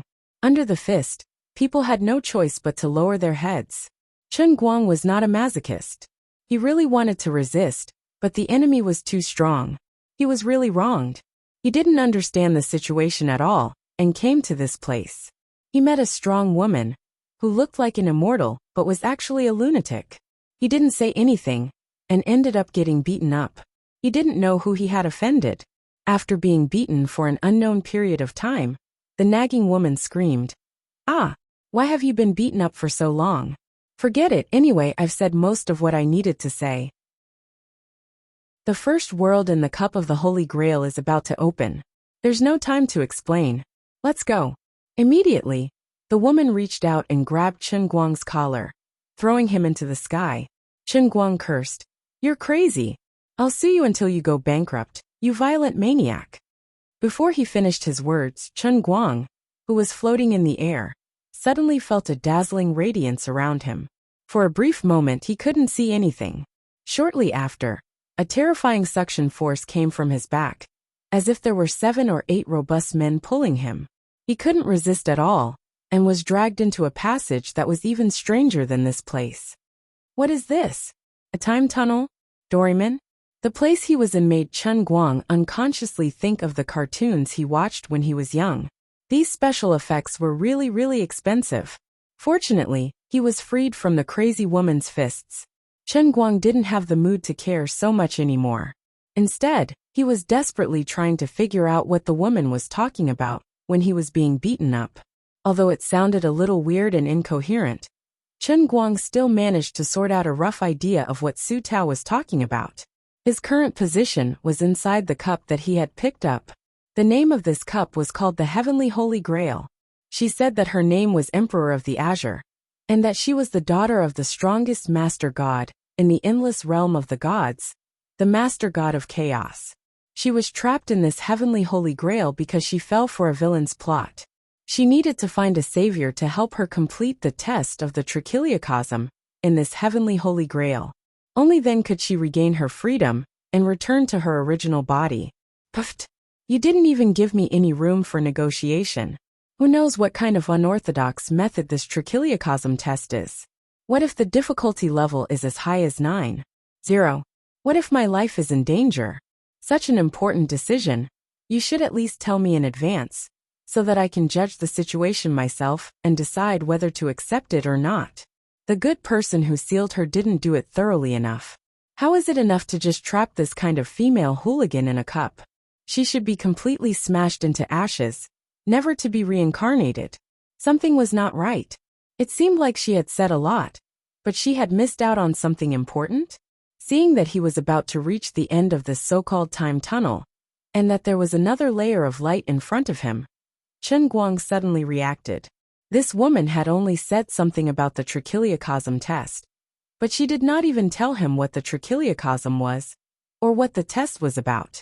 She did not even let him know in advance what he had to do to pass the so-called test. To put it simply, Chen Guang was completely in the dark about what he was going to face next. What a scam! He did not doubt the authenticity of this matter at all. No matter how ridiculous all of this seemed, under the profound preschool influence of Emperor of the Azure's punches, Chen Guang already had an extremely deep understanding of this strange woman who lived in a cup. He could also be sure that he was really not dreaming, because regardless of whether what this woman said was true or not, the feeling of being beaten up to the point of bruising could not be faked at all. From being swept into the cup, to being beaten up, and then being thrown into the time tunnel, all of this happened too quickly, catching him off guard. Chen Guang did not have the time to reflect on life, to experience and doubt this overly abrupt life change.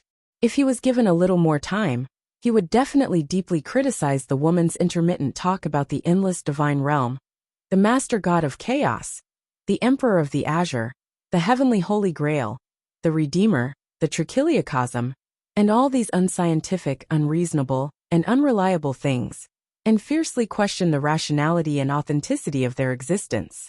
After that, he would have to think about the big philosophy of who he was, where he came from, where he was going, and how such a heavy responsibility fell on him. Then, he would at least use 7 to 8 days, or a few months to slowly accept this completely contrary to modern science, and completely unreliable supernatural event. Unfortunately, there was no time now. He had to believe it even if he did not want to. As he crashed into the light curtain at the end of the time tunnel, Chen Guang appeared in a completely unfamiliar place in a manner that he could not understand and accept at all. Chapter 7.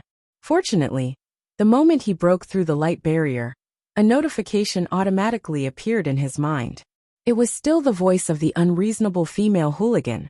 She spoke very quickly, very urgently, and very crucial. Little brat, your first mission is to survive in this sea of urgency for half a year. Remember, you have a total of 100 chances to die. After every death, you will return to the state you were in when you first entered the sea of urgency. If you can survive for half a year, then you will have completed the mission.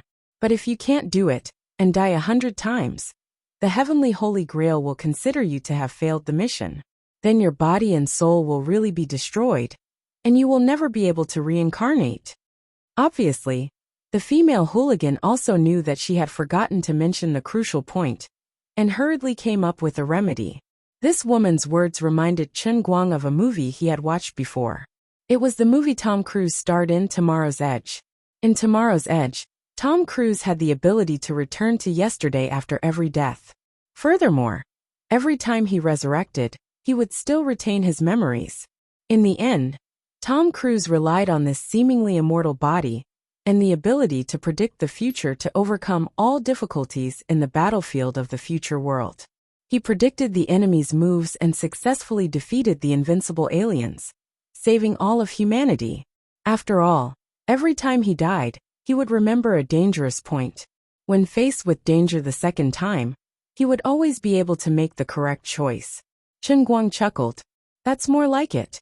Although I'm lacking in talent, the conditions are still generous.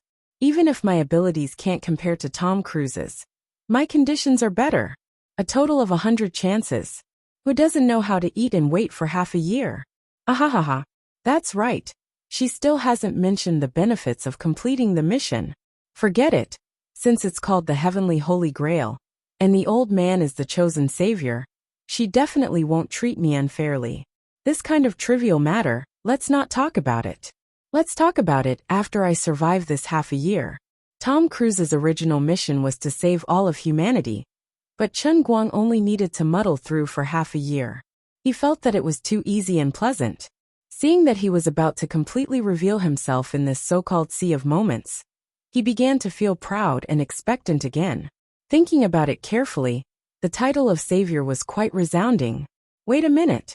What is this? What a big knife. It's really sharp. This workmanship, TSK, even pockmarked one can't compare. Wait a minute, the situation doesn't seem right. This knife seems to be aimed at my neck. F***CK, what the hell is going on? I've just opened my eyes, and I'm about to be stabbed.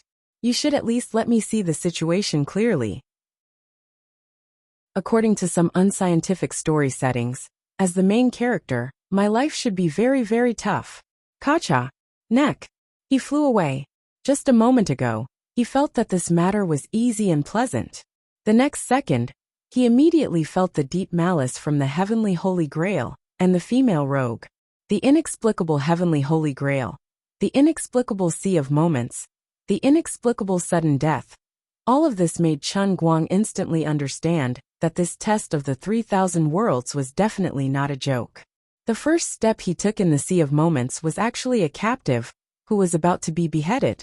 The term about to be beheaded here was not referring to lining up at the side, waiting to be beheaded one by one. Rather, the knife was swaying on his neck, about to be beheaded in the next second. After wasting about 10 chances of reviving, Chen Guang finally managed to escape from the pirate ship named Black Wind. He plunged into the sea and was rescued by another pirate ship named Royal. The feeling of being slashed by a knife 9 times was really not a joke. The soul-tearing pain again and again tormented him, until he hovered between life and death. Well, he was originally really dead, but he came back to life again. If it wasn't for the fact that he knew that he could still revive, Chen Guang felt that he definitely wouldn't have been able to hold on. The heavens took pity on him. He was originally a lad who didn't know how to swim. In order to survive, in order to not return to the Black Wind pirate ship and be beheaded, he stubbornly relied on dog paddling to stay in the water for a long time, until the Royal appeared. Fortunately, the Royal was the enemy of the Black Wind pirate ship. They chased him here to annihilate the Black Wind pirate crew, so Chen Guang decisively turned into a guide. After that, Chen Guang temporarily stayed on the Royal. Although he was just an inconspicuous worker on the ship, at least he managed to find a foothold. After that, Chen Guang gradually found out the true face of the Sea of Moments. In the entire Sea of Moments, there was no land at all. In the hearts of the people of the Sea of Moments, there was no concept of land at all. It was as if from the beginning of the world, this was an endless sea. Of course, there were many islands in the sea, but even if all of the islands were added together, it wouldn't even make up 1/10,000th of the sea. As for how long the Sea of Moments had existed, no one knew. In Chen Guang's mind, there was a faint feeling that this so-called Sea of Moments was simply the water in his cup. Because in the legends, the momentary sea had an end and a border. It was just that the border was blocked by an invisible wall that could not be broken. Outside that invisible wall, it was said that there was an enormous and boundless hand that seemed to have slumbered for millions of years. From the day the momentary sea was born, it had existed for eternity. The person who drew this hand was said to be the strongest person in the history of the Sea of Moments. After he found out the terrifying truth, he vomited blood and died in less than 2 days. Before he died, this person said that the endless hand was probably even bigger than the entire Sea of Moments. Of course, no matter how mysterious the legends were, Chen Guang knew that the invisible wall was simply the glass wall of the cup. What eternal hand? It was just his right hand that was placed beside the cup when he slept. Since then, Chen Guang roughly understood the method the Tong Tian Holy Grail used to create the 3,000 worlds. That was to combine his consciousness with the reality inside the cup. Coincidentally, he went to watch Pirates of the Caribbean 7 with Wenwen not long ago. These 2 days, he had been desperately learning English. Thus, the world in the cup created this ocean world that was 80% to 90% similar to the world in Pirates of the Caribbean. Unfortunately, no matter how powerful he was outside, no matter how amazing he was, Chen Guang himself was just a small character in the Sea of Moments. After settling down on the Enroyal, Chen Guang was very careful with every step he took, afraid that he would make a mistake. As the days passed, as a modern person, he was more knowledgeable than the natives of the Sea of Moments. Gold will eventually shine. His position on the Enroyal rose day by day. His half-baked English improved very quickly in this environment. Other than that, being on a pirate ship, it was unavoidable to fight with others. Although Chen Guang was not considered a martial arts genius, but since he was forced to this point, he had no choice but to fight with his life on the line. Compared to the natives of the Sea of Moments, he had a huge advantage. After all, he had so many chances to revive. If he was not careful, he could just start all over again. Of course, in the vast Sea of Moments, there were countless coincidental factors. Even a strong pirate group like the Enroyal could meet enemies that they could not fight against, or even be completely annihilated. Following that, Chen Guang died many times, but he was a person who could revive with full health. Moreover, every time he revived, he discovered that the abilities that he had previously trained were still present in his body. The strong body and killing techniques that he had trained on the Enroyal made it easier for him to escape from the hands of the Black Wind pirates. After dying time and time again, it made it easier for him to enter a fearless and absolutely calm state when he was in a life and death situation. At least in a situation where his strength was the same, Chen Guang would not lose to anyone in a one-on-one fight. Even he did not want to admit it. "Brother, you have become so strong and brave." Moreover, relying on his understanding of the people on the Enroyal, Chen Guang was able to smoothly return to the ship every time and obtain the trust of the people, allowing him to continue staying on the ship. After starting from the beginning dozens of times, every time Chen Guang revived, he would be stronger than before. Until the last time, he was able to contend with the Black Wind pirates until the Enroyal approached. Chen Guang's fierceness caused his position on the Enroyal to rise day by day. After working himself to death for almost half a year, he actually became an important figure on the pirate ship, the dignified second officer of the Enroyal. In the vast sea of time, there were tens of millions of pirate crews, and the Enroyal was at least one of the top 10,000 strong pirate crews. For Chen Guang to be able to become the second officer of this ship, even when looking at the billions of people in the Sea of Time, his personal strength and position was already ahead of 99% of the people. Moreover, from the time he appeared on the Enroyal to the time he became the second officer, on the surface, it did not even seem like half a year had passed. This could practically be considered a legend in the pirate world. This matter sounded easy, but it was actually not easy. Chen Guang was originally not a talented person, but every time he revived, he had to start from the beginning. Although it seemed like he had only stayed in the Sea of Time for half a year, but adding up the time between each revival and death, it was really not a short time. For example, the first few times he revived, from the time he appeared in the Sea of Time until his death, it did not exceed an hour. But later on, sometimes he persevered for a month before dying, sometimes he persevered for 3 months before dying, And the worst time was when he was just a day away from half a year. But in the end he died in the huge whirlpool formed by the death storm. When he finally completed his mission, he only had 5 chances to revive. A total of 95 times he revived with full health. Each time he lived longer than the last, from a few seconds to close to half a year. Adding all these times together, it was equivalent to him spending close to 20 years in the sea of time. A full 20 years. Even the most stupid person could train to become a strong person. Moreover, his body's age had always been maintained at the peak of 20 years old. For Chen Guang to finally settle his achievements as the second officer, it could already be said that he was very stupid. Of course, he would never admit this point. Finally, he commanded the pirate ship to make a huge turn, bringing the entire ship out of the death whirlpool. Chen Guang silently counted the time in his heart. Half a year. It was finally up. I can finally go back. Chen Guang almost wanted to look up to the sky and roar. In these 20 years, he had indeed experienced too much. If it wasn't for the fact that his heart had always been clear, that this was only the first of the 3,000 world's trials created by that unlucky cup, and that he would occasionally revive with full health on the spot, he would have almost forgotten his identity as a modern person. But now he could finally go back. Damned Holy Grail. Damned Emperor of the Azure, just you wait. Chapter 8. A light flashed and Chen Guang, who was standing at the bow of the ship, suddenly felt his body become as light as a swallow as his body slowly floated into the sky. Suddenly turning his head, he saw that everyone on the Royal was looking at him with extremely confused eyes. He didn't have time to explain too much to them. He just waved his hand and said, "Everyone, I'm leaving. I don't know if I'll have the chance to see you again. In short, I hope that day will come." After staying on this ship for too long, Chen Guang had developed extremely deep feelings for his companions on the ship. If it wasn't for his extremely special situation, and the fact that he had family and friends outside to worry about, Chen Guang really wouldn't be able to leave them.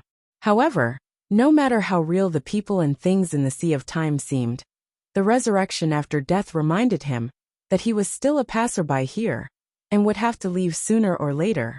When the light dissipated, Chen Guang once again returned to the time tunnel. As he traveled through the tunnel, his hatred towards the Emperor of the Azure, who had dug such a deep hole for him, gradually surfaced in his heart. He secretly gritted his teeth. When he returned and saw that woman, he would definitely skin her alive and tear apart her bones, hang her up and give her a good beating. His entire body trembled. Chen Guang finally passed through the time tunnel. He originally thought that he would see that woman again, and suddenly exerted strength, intending to jump up and capture that woman. However, with a dong sound, the back of his head seemed to have hit something. "Ouch, ouch, ouch, my chin. It hurts." Chen Guang's expression froze. This sharp voice, who else could it be other than that fellow Bai Nyangzi? When he suddenly got up, he just happened to hit Bai Nyangzi, who had his chin on the back of his head for some reason. It was a little strange. Logically speaking, he should be in a lot of pain, but at this moment he didn't feel anything. He tried to clench his fist and felt the strength in his body. Chen Guang also discovered that the strong body that he had trained in the Sea of Time was actually completely preserved. Strange, according to the legends of the transient ocean, the so-called eternal hand was his right hand. In that case, when he was roaming in the Sea of Transient, he should be in existence similar to a spirit body. But now that he had come out, why was his real body in the state after experiencing the training in the Sea of Transient? This puzzled him no matter how hard he thought about it. Ignoring Bai Fan, who was making a fuss behind him, Chen Guang turned his head slightly and saw the Holy Grail, which looked like a random teacup that could be bought from a roadside stall, quietly placed beside the desk. He stretched out his hand in bewilderment, wanting to take a look at the cup, but before he could get close, he withdrew his hand. Thinking of the instantaneous sea, he didn't dare to touch the cup again. The moment I casually picked it up, the water inside started to sway. The instantaneous sea would probably be filled with raging waves. "I say, Brother Guang, you slept on the table for such a night. Don't you feel sore all over? I've already woken up and you're still lying on the table. I'm worried that something happened to you. You almost knocked my chin off. Bai Fan shouted from behind, finally able to speak. Chen Guang turned his head and looked at Bai Fan with a slightly puzzled expression. Only one night passed? As Chen Guang turned his head, Bai Fan inadvertently met his eyes. For some reason, when Chen Guang casually looked at Bai Fan, his heart felt a little creeped out, as if he was being stared at by a wild beast. The current Chen Guang gave off an extremely fierce, valiant and cold-blooded feeling. Bai Fan subconsciously took 2 steps back and shouted with a sharp voice. "Oh fuck, brother Guang, what are you doing? Are you trying to eat me?" Chen Guang was stunned. Only then did he realize that he had just come out of the instantaneous sea. He couldn't help but carry the aura of the second officer of the Inn Royal. After fighting so many times, that thick murderous aura still hadn't dissipated, and it scared people. He fiercely shouted in his heart, "Collect! Collect for me!" Shortly after, he squeezed out an awkward smile with great difficulty. "I've been lying on the table for too long. My whole body is very stiff. Don't panic, I'm not gay." Only then did Bai Fan's heart slightly relax. Although he was a little suspicious of Chen Guang's words, after all they had been brothers for 3 years, he also felt that there was no need to be overly suspicious. Instead, he comforted Chen Guang. "Brother Guang, even if you're going to take the level 4 exam, don't put too much pressure on yourself. Look at you, you're almost going crazy. And it's fine, don't think too much. Alright, did I really only sleep for a day?" After being comforted by Bai Fan, Chen Guang gradually pulled himself out of his identity as the second officer and continued to ask. "What else? How much longer do you want to lie on the table?" "Oh right, I want to go to the canteen for breakfast. Do you want me to bring you some food? Why don't you come downstairs with me? You've been cooped up for the whole night. It's best to get some exercise." Bai Fan rolled his eyes and suggested. He inadvertently pinched his thumb and middle finger and tapped on Chen Guang's forehead. F***CK. Damn sissy, get up, get up. Bai Fan's thumb and middle finger was even more powerful than the swords and knives on the pirate ship, immediately giving Chen Guang goosebumps. He laughed and slapped his hand away. Shortly after, Chen Guang stood up and moved his body slightly. Not only did he not feel any stagnant soreness, but he felt as light as a swallow. Without understanding the situation of the heavenly Holy Grail, he did not dare to leave rashly. He was still worried about his fellow pirates on the Inn Royal in the Sea of Moments. No matter what, he had to think of a way to get that unreliable Emperor of the Azure out. At the very least, he had to find out what was going on first. "Bai Nyangzi, help me buy breakfast. I want 3 steamed buns and a bowl of porridge, thanks. I want to read for a while more, I can't go down anymore." Chen Guang found a random excuse and did not intend to go downstairs. Bai Fan rolled his eyes. "I give it to you. You've suddenly become a bookworm. What kind of bewitching potion is it that makes you unable to stop reading?" Bai Fan's words made Chen Guang's mind suddenly recall Wenwen's promise. His expression changed slightly. It had already been 20 years, and when Bai Nyangzi mentioned it slightly, he remembered it. What a terrifying remnant. Wenwen, honestly speaking, Chen Guang really missed her in his heart. Having lived for almost 20 years, Chen Guang and Wenwen definitely did not know each other for the longest time. However, the relationship between people was never determined by the length of time. Even if it was the first time a tortoise met a mung bean, once they saw eye to eye, they could still become bosom friends. At least in Chen Guang's opinion, his feelings for Wenwen were really not romantic. He also knew that with their identities, he really did not deserve her. However, if one were to ask who was the most important in Chen Guang's heart now, besides his parents, the next would be Wenwen. After waiting for about 10 minutes, Bai Fan returned to the dormitory with a big bag of breakfast. Lin Jingwei and Xiong Jinka, who were lying on the bed pretending to be dead, instantly came back to life. They jumped out of the bed and wolfed down the food.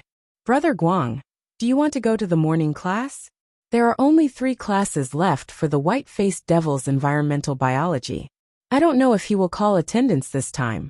I heard that if you are caught by him, your usual scores for the final exam will be directly reset to 0. Lin Jingwei reminded carefully. He also knew that Chen Guang had been lying on the chair all night last night, and thought that he would probably stay in the dormitory to sleep in. Chen Guang shook his head. I still have some things to do in the morning, so I won't be going. If he calls attendance, you guys can help me answer. If he is strict, then forget it. It's fine. His usual scores will be reset to 0. Xiong Jinke exclaimed. Chen Guang shook his head indifferently. It's fine. If it's reset to 0, then so be it.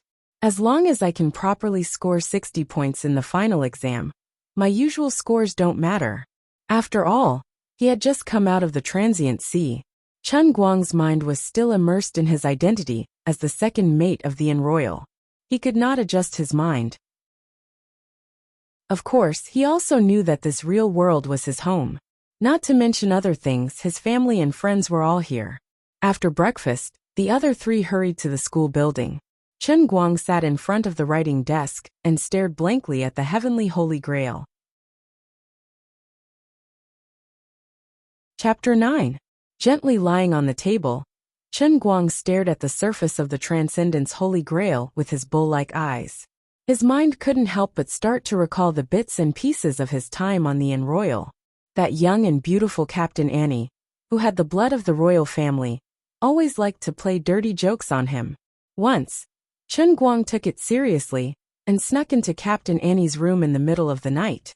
As a result, he was ruthlessly beaten up by that woman and hung on the mast for an entire day. Thinking about it now, he still hated it to the core. And old Jack, who liked to shave his beard with a huge blade that was even taller than a man. Every time he thought about that guy squatting on the side of the ship and shaving his face with that horrifying-looking blade, Chen Guang wanted to laugh. That little warnie, who always liked to follow behind him and treat him as an idol. That Bartu who always got himself covered in wounds every time he fought.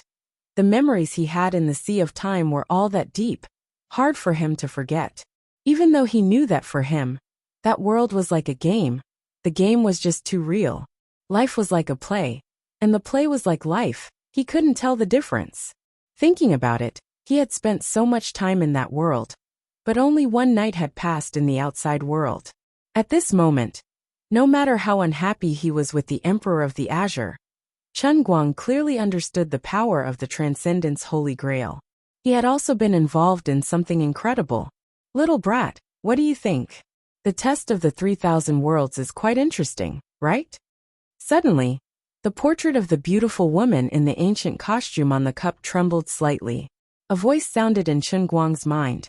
After waiting for a long time, the woman finally appeared again. Unfortunately, he wasn't pulled into the world within the cup. Chen Guang wanted to take revenge on her, but he couldn't just smash the cup, right? Yo, you little brat, you still dare to bite the hand that feeds you? You dare to slander me in your heart? Do you believe that I won't ask the Holy Grail to set the difficulty of your mission to purgatory next time? Do you know that there are 9 kinds of difficulty? The Sea of Moments is only the most basic one. Using the words of your world, in the transient sea, you are winning without doing anything. Emperor of the Azure angrily said. Chen Guang was also furious. He didn't care if it was difficult or not. He jumped up and said, "What good intentions? How could you drag me into such a weird thing without asking me whether I'm willing or not? Even if you're a Shen Huang, aren't you being too overbearing?" "I'm sorry, I'm just being overbearing. Now that you've boarded my boat, you can't get off." Emperor of the Azure was also an unreasonable person. Chen Guang said angrily, "What do you mean we can't go down? I quit." He was quitting. Next time, I won't accept this annoying 3,000 worlds test. While Chen Guang's temper was exploding, Emperor of the Azure became calm instead. I'm sorry. From the moment you dripped your blood on the heavenly Holy Grail to recognize you as its master, there was no way out for you. Since you've already accepted this mission, you can only walk this path to the end. Rejecting the 3,000 worlds test is equivalent to failing the test. There's only one outcome for you, death. Since when did I drip my blood on it to recognize me as its master? Chen Guang didn't have this impression at all. He only felt that she was obviously trying to trick him. Have you forgotten? When you were fighting with others, you used your hand to block the heavenly Holy Grail. Emperor of the Azure reminded him kindly Chen Guang's breathing stagnated. He recalled the scene when he was fighting with Zheng He and the rest. At that time he was astonished.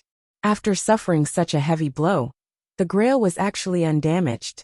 His hand was also bleeding, but there wasn't a single drop of blood on the grail. Now he finally understood. This was a freaking dripping blood on it to recognize its master. This was really bad luck. You're a divine weapon. How can you be so casual?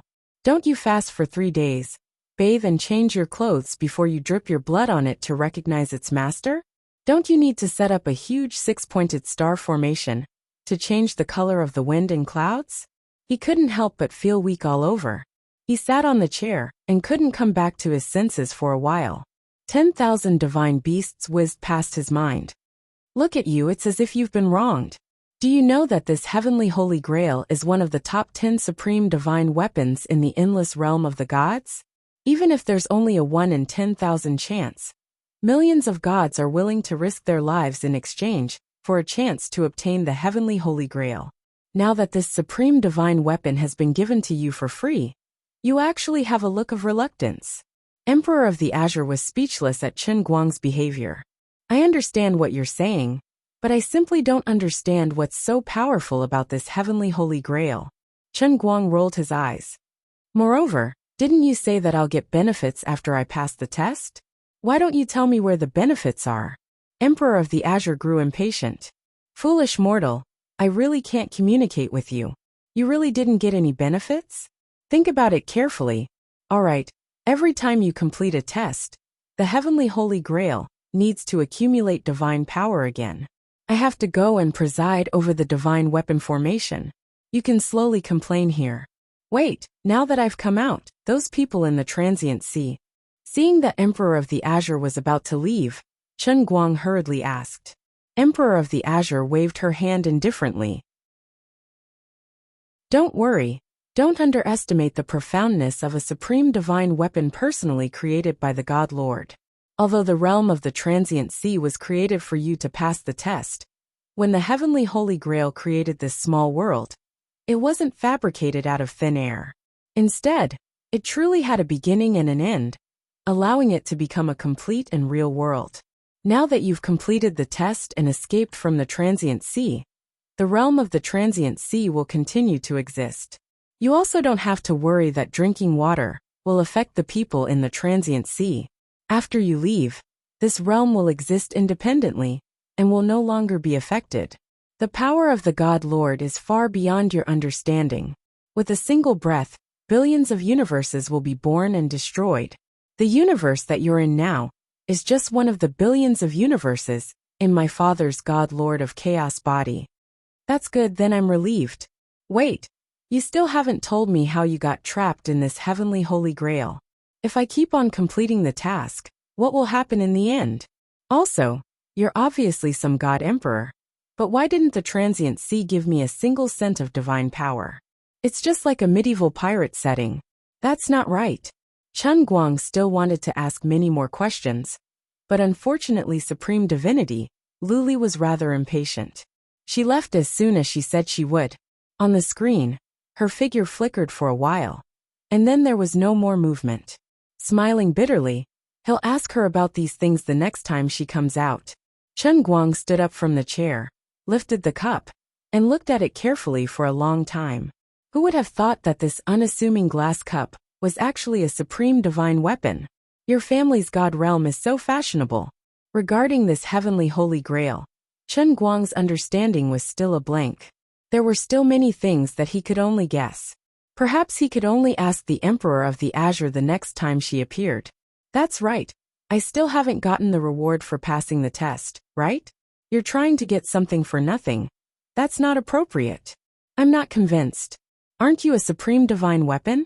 Then this reward should at least be something like conferring a god position on me, or at least giving me some divine power. For example, with a shake of my finger, I can make some island country that I don't like sink, or if I'm unhappy, I can go to Mars and build a palace or something. This is a real divine weapon. He didn't expect that the reward of the heavenly holy grail would already be in his account when he left the transient sea. It was the strong body that he had trained in the transient sea for a whole 20 years. as well as the combat ability of the dignified second officer of the Inn Royal. After experiencing 95 life and death struggles and torments, even Chen Guang himself didn't realize that he was no longer the same as he was in the past. Perhaps his proficient English was also a reward? Oh, wasn't Wenwen's rather indecent reward already in the bag? Chapter 10. Chen Guang spent the entire morning feeling awkward. He was supposed to go to class, but now he didn't have the mood to go to class. He couldn't calm down at all. As for revising for CET4, when he opened the test paper, he used less than a fifth of his usual time to complete the entire set of CET4 mock test paper. He felt that it was too boring. Bro, I'm not the same as before. He wanted to go out and take a stroll around the school, but he was thinking about the heavenly Holy Grail.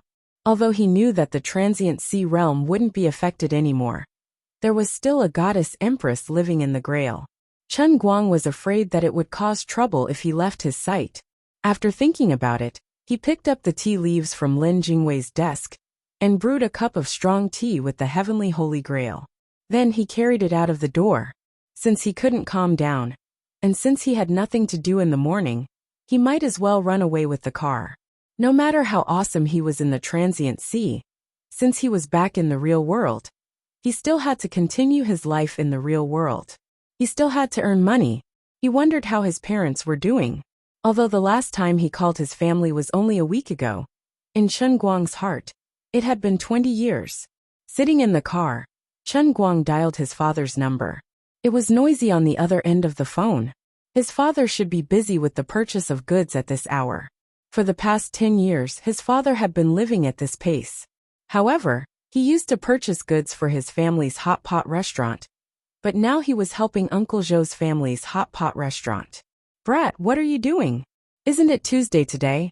I remember that you have classes on Tuesday morning, right? Skipping class again? Are you asking for a beating? Judging from Chen Guoli's voice, Su Tao could tell that Chen Guang was busy. However, he actually remembered that Chen Guang had lessons in the morning. Chen Guang's mouth twitched. Dad, I do have classes, but it's not important. I'm skipping. I'm in the car now. I'm going to the sports car. Nonsense.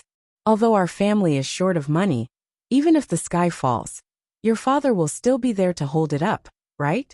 It's fine as long as you can manage your own living expenses. You don't even go to class. What's the meaning of this? Chen Guoli's tone suddenly became stern. This month, the Puss Corporation's free medicine is about to expire. You have to pay for next month's medicine, right? It seems to be 40,000. Chen Guang suddenly said. Chen Guoli's anger immediately disappeared. After a moment of silence, he said in a low voice, Son, you've worked hard. Chen Guang grinned. What's so hard about it? Dad, I've grown up a long time ago, so I'll think of a way to deal with the family matters. Don't tire yourself out too much. There seemed to be someone calling Chen Guoli. He just hummed twice, quickly hung up the phone, and went to busy himself. Putting the phone on the shelf, Chen Guang picked up the teacup and took a sip. He secretly calculated that the special medicine of the Puss Corporation was usually paid for 3 months, and it was free for 3 months. When it was paid, it was at least 40,000 yuan a month. On average, it was 20,000 yuan a month for medicine expenses. As for his dad, no matter how generous Uncle Zhou was, it was impossible for the salary of the store manager to exceed 15,000 yuan a month. Even if his dad didn't eat or drink every month, and didn't have any other extra expenses, he was still short of 5,000 yuan. His sports car had to earn at least 6,000 to 7,000 yuan a month, so that the family's life could be basically guaranteed, and they could afford the Puss Corporation's medicine expenses. As for the family's bankruptcy liquidation, they had to pay off millions of debts. Chen Guang and Chen Guoli had no way to think about it now. They could only earn enough for the medical expenses and save the life of Chen Guang's mother. As for the other things, they would take it one step at a time. Hanging up the phone, he started the car, and Chen Guang began another day of sports car driving. At noon, Chen Guang parked the car on the side of the road and sat in the car eating a box lunch. Wenwen called. Where are you? Come over and have dinner together. Wenwen's voice was a little soft. It seemed that she was still under the bed. She must have stayed in bed until now. It was only one day, but hearing Wenwen's voice again seemed like a lifetime ago. Chen Guang was a little stunned, and then he came back to his senses. I am outside with the sports car. Let's have dinner together tonight. Don't you have classes in the morning? Wenwen was slightly surprised. I'm not in the mood to go, so I came out with the sports car. Chen Guang secretly wondered what was wrong with these people. This was not the first time he skipped class. Why did it seem like he was a big sinner? Alright, then what about you in the afternoon? Are you going to the library to read? Wenwen said again. Don't forget the promise of this lady. After that, the woman even giggled. After chatting for a while, she became sober. I won't go to the library in the afternoon. Don't worry. In short, you can't run away. I'm thinking about you. Let's not talk about it anymore. There's an order. I'm leaving. After Chen Guang finished speaking, he hung up the phone. While playing with the phone, he was restless. If it was still the same level as yesterday, Chen Guang might feel that passing the CET4 exam was very difficult. But today the old man was different from the past. For the first time, he looked forward to the CET4 exam. He hated that time was too slow. He still had to wait for more than a month. Chen Guang drove the sports car all the way to the afternoon, before he slowly drove the car back. In the past, if he drove for an entire day, he would definitely be so tired that his back would ache. When he got out of the car, he could hear the crisp sound of his joints cracking. But today Chen Guang was amazing. He stayed in the car for at least 8 hours. When he got out of the car, he stretched his waist and moved his body. He actually didn't feel the slightest bit tired. Then he clenched his fists and felt that his muscles were much stronger than before. Chen Guang couldn't help but feel proud. After training hard in the sea of time for 20 years, his body wouldn't be inferior to a bodybuilder, right? On the surface, Chen Guang didn't look much stronger than before. But the structure of his entire body's muscles had undergone an earth-shattering change. If he took off his clothes, he would discover that the lines of his muscles could be said to be perfect. His muscles were extremely streamlined. Although he was strong, he wasn't bloated at all. Instead, he was filled with astonishing explosive power. Before he could take 2 steps, Wenwen was actually already waiting for him outside the car park. Seeing him from afar, she quickly walked over. When she got close to Chen Guang, this tomboy suddenly stopped. She looked at him up and down with a bewildered expression. Who are you? Chen Guang rolled his eyes. Stop messing around. Who else could I be? Wenwen walked over slowly. She squinted her eyes. Something's wrong. Something's really wrong. You can hide it from others, but you can't hide it from me. Hearing those words, Chen Guang was startled. Wasn't Wenwen's gaze a little too formidable? On the surface, he didn't look any different from yesterday. Even if he had grown stronger, there weren't any changes to his physique. This big sister's observation skills were too sharp. Are you Sherlock Holmes or Conan Edogawa? Chapter 11. Just as he was thinking about this, Wenwen waved her hand indifferently. Forget it, forget it. How could it be? Ahahaha. It's okay. Just think of it as me being oversensitive. I'm too nervous. Ahahaha. What are you so nervous about? Are you nervous when you see me? Have I become more handsome? Do you have feelings for me? Is it because when you think about the old man being able to, do you feel shy deep down in your heart? Dong. Puffed. My lunchbox is about to be beaten out of my face. You violent woman, control your strength a little. Chen Guang's body was bent on the ground. He angrily criticized Wenwen, the violent tomboy who didn't know how to control her strength. In his heart, he was secretly glad that he managed to get away with it. He didn't expect that Wenwen would let him off so easily and pretend that nothing had happened. However, Chen Guang knew that she must have discovered something. She was extraordinarily good at fighting. Chen Guang couldn't help but wonder if it was because she was also an expert that she could see through the seemingly inconspicuous but earth-shattering changes in his body. Also, did she sense the smell of blood that he tried hard to hide? However, since Wenwen didn't take the initiative to point it out, Chen Guang wouldn't look for trouble. He really couldn't explain this kind of thing to Wenwen. The two of them walked out of the school gate and went to the snack street at the back of the school. On the way, Wenwen saw the hot pot restaurant next to them. She was a little hungry, but she didn't ask to eat hot pot in the end. After what happened in Chen Guang's family, Wenwen didn't want him to recall it. Although she usually looked careless, she was quite meticulous sometimes. In the past, Chen Guang's family had opened a hot pot restaurant in his hometown. Furthermore, it was the largest hot pot restaurant in the county, with the best business. However, last year, something big happened in the restaurant. Nearly 100 people got food poisoning in Chen Guang's family's hot pot restaurant. Just the compensation alone broke his originally wealthy family into pieces. Chen Guang knew that with his father's careful business, there was absolutely no problem with the ingredients. It seemed like a simple case of food poisoning, but there must be a deeper reason behind it. However, this matter had become an unsolved case. At the time of the incident, Chen Guang's father wasn't in the restaurant, so no one knew what the problem was.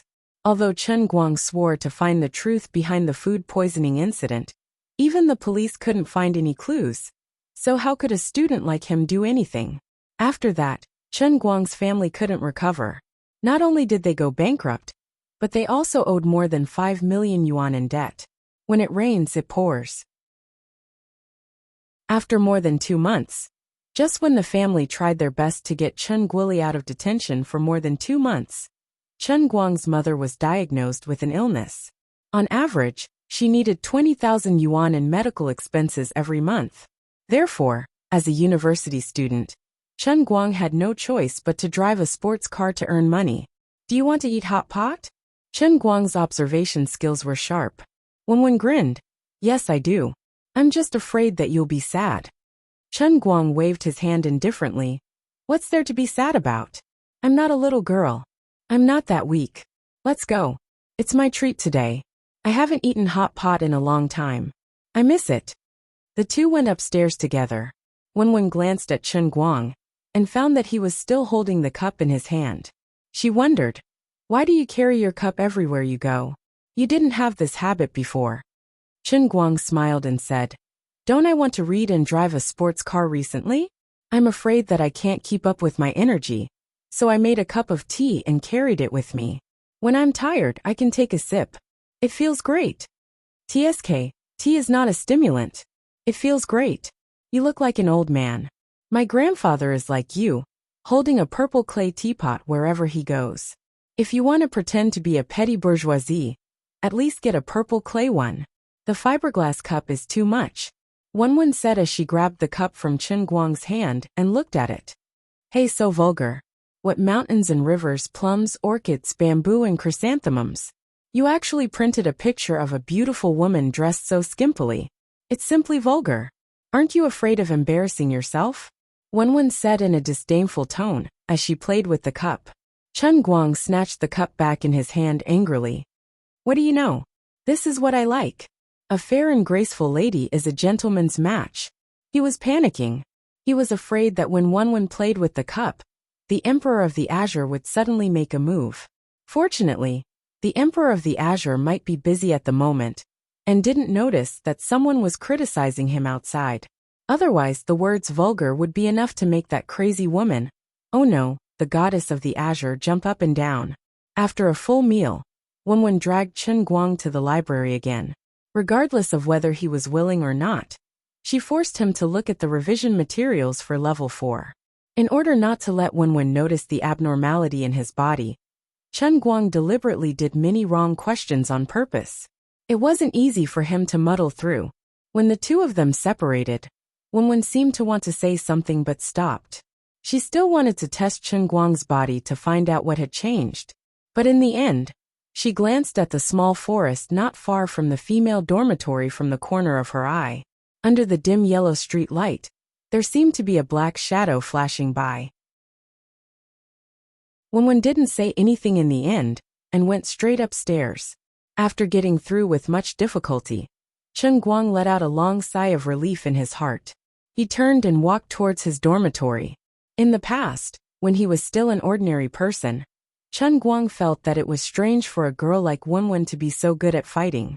Now he had become a very good fighter, especially since he had learned a lot of fighting skills from Captain Annie on the Royal.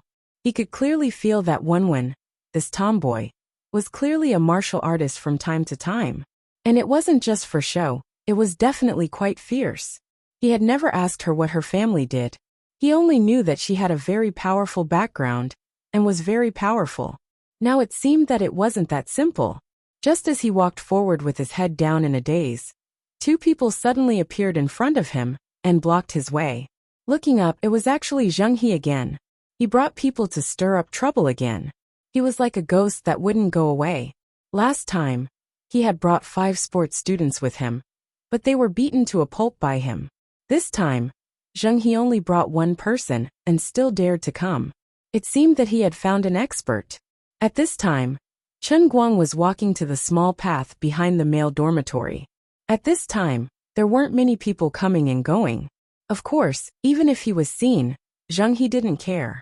No one in the school dared to interfere with his affairs. Chen Guang, you won't be so lucky this time. Zheng He stood there with his hands crossed, a sneer on his face. The person beside Zheng He wasn't tall, only 1.75 meters, a little shorter than Chen Guang. He didn't look very strong, but the martial arts suit he was wearing revealed his identity. He was a martial artist. This person had his hands behind his back, his face raised high, his nostrils facing Chen Guang, his eyes slanted, his legs slightly open, and a pair of cloth shoes on his feet. Although he wasn't tall or strong, but this simple movement and posture gave people a feeling that he would hurt people at any time. I heard that you always have a stick with you, but it's useless in front of our Korean national martial art, Taekwondo. I will break every bone in your body, inch by inch. The man spoke in broken Chinese and arrogantly said, Taekwondo. Chen Guang raised his eyebrows. This time, the person Zheng He found was really a professional. But so what? I don't have a stick with me. But so what? Chen Guang. This is the president of our school's Taekwondo club, Mr. Kim Jongpan from Korea, 3rd Dan black belt. Later, you can have a good taste of Mr. Kim's skills.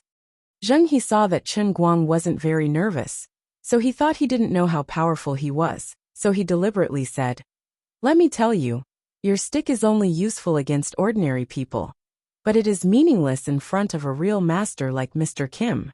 Mr. Kim, do it, break his legs. Zheng He obviously didn't want to waste any more time, so he directly asked Kim Jongpan to do it. Chen Guang's eyes turned cold. Interesting. As the second officer of the Royal, he had killed more or less hundreds of people in the Sea of Moments, and the number of times he died was as high as 95 times. This was also a skill that he gained from climbing mountains of knives and seas of fire. I want to see the power of this so-called Taekwondo. Let's see whether your 3rd Dan black belt is more brutal, or my second officer's killing methods are more incisive. Zheng He wouldn't even dream that after one night, Chen Guang was still the same Chen Guang, but there was a change in him. Chapter 12. In another corner that no one noticed, Wenwen was stretching her head and looking over. If it was in the past, seeing that Chen Guang was blocked by Zheng He and his men, Wenwen would have already rushed out. But today, Chen Guang gave Wenwen a different feeling. She also wanted to see what changes had happened to Chen Guang. However, the moment Kim Jongpan made his move, Wenwen's heart tightened and she wanted to rush out, because she could clearly see that Kim Jongpan's move was extremely ruthless. It was obvious that he wanted to severely injure Chen Guang the moment he came. Damn it, Zheng He wanted Chen Guang's life. Although she already knew that Zheng He was arrogant and domineering, Wenwen really didn't expect him to be so daring. He actually let Kim Jongpan hit him hard. When Wenwen wanted to make a move, it was already too late. On the other side, Kim Jongpan had already leaped into the air. His right leg drew a semicircle in the air and chopped down towards Chen Guang's shoulder from top to bottom. In Taekwondo, the most important thing was the leg technique. Kim Jongpan's movement was big and wide. The twisting of his body allowed the strength of his leg to be exerted to the extreme. The whip kick even brought along the whistling sound of the wind.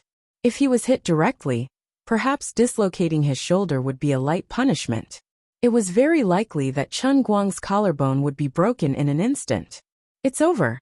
One was at least 50 meters away from here. She watched as Kim Jongpan's chop was getting closer and closer to Chen Guang. Her body was a little weak. At this moment, Chen Guang, who was frozen on the spot, suddenly moved.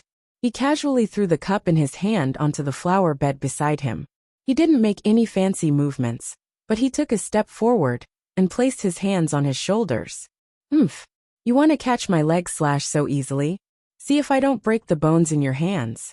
Kim Jongpan thought to himself as he watched coldly, his movements still smooth. With a muffled sound, Kim Jongpan's kick landed on Chen Guang's forearms. Contrary to his expectations, Chen Guang's hands were slightly lowered, and his entire body was a few centimeters shorter. He actually caught Kim Jongpan's powerful and heavy kick. What? Kim Jongpan was shocked. Just now, he had underestimated his opponent, so he used this rather arrogant move at the first sight. After all, Zheng He had told him that this was just an ordinary college student. Although he fought very fiercely, he was just an unorthodox taekwondo master. He could not be mentioned in the same breath as Kim Jongpan, a taekwondo master who had gone through orthodox training. In the end, his leg was blocked. I'll let you be arrogant, Chen Guang roared, and both of his hands grabbed fiercely, pressing Kim Jongpan's right leg on his shoulder. He suddenly stretched out his left hand and grabbed Kim Jongpan's collar from the bottom up. His right hand exerted force and pressed Kim Jongpan's upper body from top to bottom.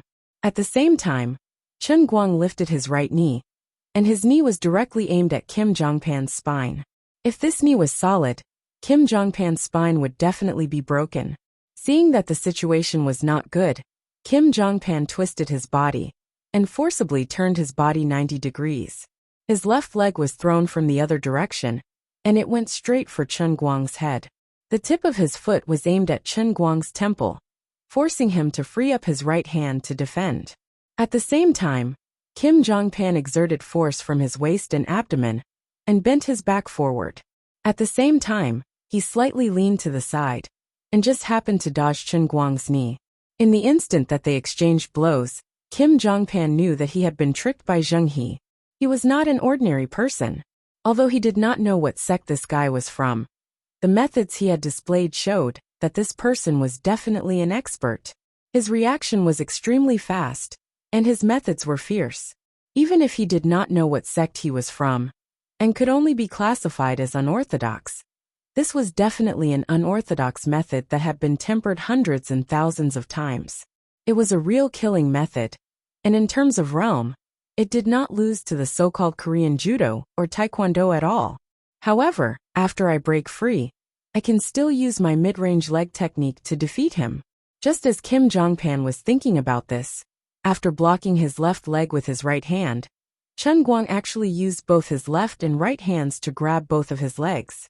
Then he pounced forward, and with force from both hands, he grabbed Kim Jongpan and threw him straight down. Moreover, because Chen Guang was moving straight forward, as he swung Kim Jongpan's body like a hammer, Kim Jongpan's back slammed into Zheng He, who was watching from behind in a daze. Zheng He could not dodge in time, and was hit by Kim Jongpan's back. On the other side, Chen Guang had already let go. Taking advantage of the moment when the two of them collided, his body retreated slightly, and he raised his leg again. A powerful and heavy kick landed on Kim Jongpan's lower abdomen. With a pu sound, Kim Jongpan felt as if his intestines were about to be kicked out. He was blasted backward by the force, and he slammed into Zheng He, who had already fallen to the ground. Cough, cough, cough, cough, cough. Kim Jongpan turned over, clutching his stomach as he lay on the ground, coughing desperately. Chen Guang's kick had already left him with internal injuries, causing him to lose the ability to resist for a moment. A moment of underestimation caused Kim Jongpan to suffer a crushing defeat. Although Chen Guang's methods did not have any patterns and seemed very barbaric, it was still effective. This was the fighting technique that he had learned on the Inn Royal for 20 years. It did not need to be fancy, nor did it have any style, but it was extremely practical. If it was not for the fact that he did not have a suitable weapon in his hands, Kim Jongpan would have been a corpse on the ground by now if he really fought with his life on the line. 1-1. who was rushing forward, suddenly stopped. With a flash, she hid behind a big tree. Her heart was pounding. In this short moment, she saw a completely different Chen Guang from the past. What exactly happened to him? Wenwen was puzzled, but she knew that nothing would happen to Chen Guang today. The one who would be at a disadvantage would only be Zheng He. On the other side, although Zheng He was knocked to the ground, he was not injured but he was shocked. He knew how powerful Kim Jongpan was. Otherwise, he would not have brought only Kim Jongpan this time. However, he never expected that this Taekwondo third Dan black belt expert would be easily defeated by Chen Guang with just a few punches and kicks. At this moment, Chen Guang stood in front of him and slapped him hard on the face. Zheng He, I said that I wanted to kill you. Did you not believe me? Zheng He was stunned by Chen Guang's sudden slap. He sat on the ground, covered his face, and looked at Chen Guang. You. He, what about you? Do you think I am joking with you? You brought people to find trouble with me again and again. Didn't I just make you lose face in front of Wenwen? You want to break my hand? Break my leg? Is it great to be rich? Can money really make a dog's gut so strong? Have you ever thought that since you are so rich, if you really force me into a dead end, I will drag you down to hell with me? What would that feel like? Anyway, I am also a poor wretch, right? You don't even give me a way out. Then should I just die with you? That would be more straightforward, and end all troubles once and for all? Chen Guang grabbed Zheng He's collar and lifted him up. He looked down at him and stared at him with a dangerous glint in his eyes. After fighting in the Sea of Moments for 20 years and killing hundreds of people with his own hands, he released his murderous aura without holding back. Chen Guang also knew that with Zheng He's family background, if he was determined to not let him off and continued to pester him, sooner or later, he would really be smashed to death by this guy with money. Money can make the devil push the millstone. It can also make people crazy. Maybe there would really be a day when Zheng He got involved in a murder case, and he would need to pay the price to become a mature and steady rich second generation. However, Chen Guang didn't want his life to become a stepping stone for Zheng He's growth. He had to let Zheng He understand that even though he was poor, he was still a wolf. If you force me into a dead end, I will drag you along with me. At this moment, Chen Guang indeed had such a plan. As long as Zheng He showed such thoughts again, he would really think of a way to take Zheng He's life. After killing many people in the Sea of Moments, Chen Guang already had his own experience in killing people. It was unknown who was the lucky one. Under Chen Guang's naked threat, Zheng He was afraid. This time he was really afraid. Chen Guang, calm down, calm down. I didn't mean it that way, Zheng He said with a trembling voice. Chen Guang continued to stare at him. Then what do you mean? You better make it clear at once. Either you give me a reason to kill you, or you give me a reason to spare your life. In my logic, there is no such thing as a compromise. Today you brought a Taekwondo expert to find trouble with me. Tomorrow, how would I know if you will directly find an assassin? After all, in your eyes, you can do whatever you want with money, right? Zheng He shook his head like a rattle drum. I didn't think that way, I really didn't. Fine, I will let you off today. I will warn you for the last time. If you are interested in Wenwen, then you can go chase her yourself. It has nothing to do with me. Of course, Wenwen wouldn't be interested in trash like you. As long as you don't come and bother me. Chen Guang threw Zheng He on the ground heavily. He turned around to pick up the heavenly holy grail and walked towards the dormitory. If it wasn't as a last resort, he wouldn't really kill Zheng He. Right now he was just threatening him. After all, this was the real world and not the Sea of Time. The lives in the real world were much more valuable than the lives in the Sea of Time. Chen Guang also wouldn't easily turn himself into a wanted criminal. There was still such a heavy financial pressure at home. He still had to support himself with his father. Wenwen, who was hiding behind a big tree, heard the last words that Chen Guang said to Zheng He. Bitterness appeared on her face. Did he really think that way? It doesn't matter if others come to chase me? Although she didn't know why Chen Guang's body would have such a change, Wenwen knew that she couldn't take the initiative to ask him. Perhaps, one day when he was willing to take the initiative to tell her, he would naturally tell her. Why should she ask? Even if he was much better at fighting than before. The two of them were still people from different worlds, weren't they? His thoughts weren't wrong. Before returning to the female dormitory, Wenwen's gaze turned towards the small forest at the side. After a moment of silence, she said, "Second uncle, help me give a call to Zheng Yunhao from New Ray. Tell his son to behave himself, and not do anything too out of line. Otherwise, I won't be so easy to talk to. Little one, that Chen Guang has hidden himself very well. Should I?" In the darkness, a deep voice of a middle-aged man sounded. Wenwen's eyes widened as if her reverse scale had been touched. "He is my friend, just a friend. You don't need to test him." "All right." The middle-aged man's voice sounded a little unwilling, but he didn't say anything else. Chapter 13. In the end, second uncle didn't listen to Wenwen's request. Although his duty here was to secretly protect Wenwen's safety, in the family, he was Wenwen's elder, not her follower or bodyguard. It was impossible for him to completely follow Wenwen's arrangements, especially when he suddenly discovered that Chen Guang, who had been close to Wenwen for 3 whole years, seemed to have changed into a different person overnight. This kind of earth-shaking change, Wenwen could still hold it in. However, second uncle was an old man, and had seen a lot of things, but he had never heard of such a thing.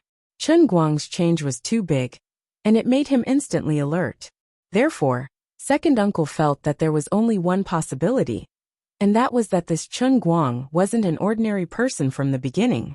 It was just that he had been hiding very well in the past, pretending to be an ordinary person, and slowly getting close to Wenwen. Today, he was forced into a desperate situation by Zheng He, so he had no choice but to show some of his true abilities. "Humph. I don't care if you're a spy sent by any family or a traitor. It's my dereliction of duty to let you hide by Wenwen's side for a whole 3 years. However, let me personally make a move and test your skills. I'll definitely be able to find some clues from your inner force. Don't even think about hiding anymore." Looking at the middle-aged man in linen clothes in front of him with lean short hair, Chen Guang felt creepy. He also didn't know what was going on. Today, after the run, he didn't go to find Wenwen, but went straight back to the dormitory. In the end, he met this man on the way back. This strange middle-aged man opened his mouth and asked Chen Guang to go to the remote grove behind the dormitory to have a heart-to-heart talk. Faced with this kind of excessive, unreasonable request, Chen Guang at that time refused. "I'm not familiar with you. You're already so old, and your arms and legs are old. What if I deal with you like how I dealt with Kim Jongpan and accidentally injure you?" Chen Guang expressed extreme disdain towards this middle-aged man. However, his aloofness and arrogance persisted until this man slapped a birch tree that was as thick as the mouth of a bowl, leaving a 2-finger-deep palm print on the tree trunk. Then the tree collapsed with a loud bang. Chen Guang only wanted to say 2 words in his heart about the middle-aged man's attitude and means when he invited him to have a heart-to-heart talk. "Uncle, let's talk this out. Don't get physical, okay? We are both cultured people, and we have to be reasonable in everything. I respect you as an elder, and I will not go against what you say." It was impossible for Chen Guang to remain calm. Although he was the second officer of the Royal, and although he was quite good at fighting, and had taken advantage of the fact that Kim Jongpan had underestimated him yesterday, he had easily defeated this so-called third Dan Taekwondo black belt. But I'm still a normal person. Tell me, why did you leave a palm print on the tree with just 1 slap? If you're so powerful, why didn't you say so earlier? You want to ask me something in the woods? Although I don't know what you want to do, I can't just not give you some face. Standing beside the woods, the cool summer breeze blew on Chen Guang's body, making him feel chilly. "Mister, if you have something to say, just say it. There's no one else here, so there's no need to go into the woods, right?" Stopping at the edge of the woods, Chen Guang was unwilling to take another step forward. Based on his understanding of the school's surveillance system, the two of them were standing at the boundary of the surveillance cameras. If anything happened here, they would be able to find traces from the surveillance cameras. If he really followed this person into the woods like a fool, he was afraid that he would really be at the mercy of this person. This uncle's strength was too frightening. He had no choice but to be afraid. The reason why he was willing to follow this strange person a few steps was because Chun Guang had fought in the Sea of Moments for 20 years. So he was very sensitive to the killing intent of others. Although the middle-aged man had a rigid zombie-like face, he did not reveal any real killing intent. Although he did not know where he came from, there shouldn't be any irreconcilable hatred between them. Humph. Cowardly rat. Seeing that Chun Guang did not even dare to follow him into the woods, the second uncle only snorted coldly, then suddenly turned around and punched towards Chun Guang's abdomen. At this moment, Chun Guang felt his hair stand on end. This person's seemingly simple punch actually gave him a feeling that he could not resist. In the Sea of Moments, although Chun Guang had not gone through any systematic training, he had experienced tens of hundreds of battles and faced many life and death situations. But this was the first time he had felt this way because of someone else's punch. So savage. Before he could think about what was going on, Chun Guang raised his hands and blocked in front of the middle-aged man's fist. With a bang, Chun Guang was forced back several steps by the force of the punch, his back hitting a tree before he could barely stabilize himself. But his arms felt extremely numb, and he could not even lift them up. Just who was this person? So powerful. When he was hit, other than the man's own strength, there seemed to be a strange force circulating in his hands for a short period of time. If it wasn't for his quick reaction, he would have been injured by taking a few steps back and dispersing the man's strength. Strange, no inner strength?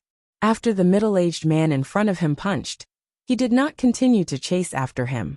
Instead, he had a strange expression on his face and looked at his own hands in confusion, as if he did not dare to believe something. How come you don't have inner strength?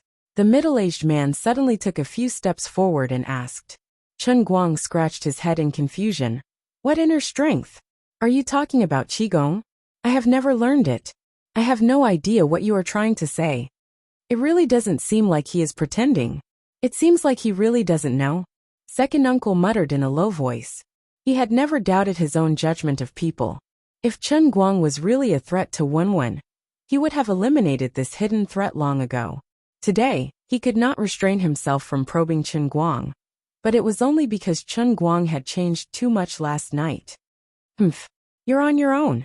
After confirming that Chun Guang had not practiced any internal martial arts, and that he was only good at fighting because he was strong enough, second uncle was no longer interested in probing him. At the same time, the phone in his pocket vibrated. It seemed that Wenwen had sensed his actions and called to vent her anger. The middle-aged man suddenly turned around and disappeared into the depths of the small forest. Only then did Chun Guang come to his senses. That's right. The method he used to numb my hands was most likely the inner strength he was talking about. Heavens, it doesn't matter if this person is crazy or not. That's the standard of inner strength. Senior, don't go. Senior, please wait. Senior, do you think I am talented? Are you interested in taking me as your disciple or something? Senior, come back. Chun Guang ran into the forest, but the other party had already disappeared. Hey, I missed my chance. Chun Guang was so angry that he stomped his feet and went back in embarrassment. Chun Guang had forgotten that when he first met Wenwen, he was accidentally punched in the stomach by Wenwen and almost suffered internal bleeding. In fact, Wenwen also had inner strength. It was just that at that time, Chun Guang was still a standard ordinary person. In addition, Wenwen's inner strength was not as obvious as the middle-aged man's today, so he didn't notice it. However, when he chased after him, second uncle, who was hiding behind the tree, was completely convinced that this kid was really just an ordinary person. You still want to take me as your master? You're really stupid. Aren't you surrounded by the eldest daughter of the Wen family? If you want to learn, go learn from her. It's good enough that I don't beat you up. But you still want to learn inner strength from me? Dream on. Although I don't know why little one doesn't want to teach me. I don't have to be a good person, right? Second uncle Wen rubbed the knuckles of his right hand and grinned. Although this brat had never practiced inner strength before, how could his bones be so hard? I knocked them until they were bruised. Chapter 14. For the next 2 days, Chen Guang's life didn't seem to have changed much. The person was still the same person, the car was still the same car. When he was in a good mood, he would go to class. When he was in a bad mood, he would run a car and earn a few $100s. When he first came out of the realm of the transient sea, Chen Guang still felt that since he had become so awesome, and had become the God Emperor, oh no, the Redeemer that Emperor of the Azure mentioned, then shouldn't there be some divine light descending from the heavens, an auspicious sign appearing, and a meteoric rise? This kind of thought was the most intense, after he easily knocked Kim Jongpan to the ground with just a few punches and kicks. Of course, just as he was about to float away, Second Uncle Wen taught him a lesson. Yes, you are indeed a redeemer. After being tempered by the realm of the transient sea, you are no longer the same as before. But you still can't leave such a deep mark on the tree with just one slap. But what really made Chen Guang slowly wake up was not only this matter, but in these few days, he realized that he didn't become particularly cool. The matters at home were still there. The financial gap was still so big. He didn't have the ability to cure his mother's illness. And he also didn't have the ability to wave his hand and make a few million to pay off his debts. If he had to go to a sports car, he still had to run. If he had to go to class, he still had to go. In the end, he was still a seemingly ordinary university student. The unusual excitement in Chen Guang's heart gradually calmed down after a few days of settling down. Rice must be eaten bite by bite. The road must also be walked step by step. Not thinking in his heart, I am awesome. I am against the heavens. I can really be invincible in the world with a blink of an eye. But he wasn't in a hurry. The female rogue also said that what awaited him next was the test of the 3,000 worlds. Just the first transient sea had already made such a big change in him. According to the naughty nature of the blue cat, there might really be another 2,999 tests waiting for him. As long as he completed the test of the heavenly Holy Grail step by step, sooner or later, he would be able to slowly become stronger. He just didn't know when he would be able to be like that middle-aged man and possess that so-called inner force. Chen Guang was not anxious at all. He was only looking forward to the next trial of the heavenly Holy Grail. Although the female gangster was not very reliable and spoke without rhyme or reason, the power of the heavenly Holy Grail could not be faked. In the blink of an eye, it was the weekend. While Bai Nyangzi, Xiong'er, and Xiao Linzi were happily playing Dota 2, Chen Guang drove out early. Children from poor families should take charge of the household early. The time to pay the medical fees to the Puss Corporation was getting closer and closer. Yesterday, Chen Guang and his dad checked the accounts together. There was still a gap of about 1,000 yuan in cash. Chen Guang planned to take advantage of the weekend to run more trips. By next Tuesday, he should be able to collect the 1,000 yuan. He was a little tired. After calculating, he would have to run for at least 20 hours in these 2 days. But with his current physical condition, he should be able to withstand this kind of continuous driving. If he were to say tired, how could he not be tired? But if he were to say bitter, Chen Guang did not feel bitter at all. He knew that every kilometer he ran now was like a pill entering his mother's mouth. According to the Puss Corporation and the doctor, although this chronic disease was difficult to cure, as long as she persisted in taking the medicine for another 3 years, the dosage could be gradually reduced. After 5 years, perhaps she would only need to take another special medicine every month. At that time, his mother would completely recover to a normal person. Thinking of this, Chen Guang felt that his hand holding the steering wheel became stronger. At this time, he was slowly circling the road around Painting Lake. He had just gotten off the car here.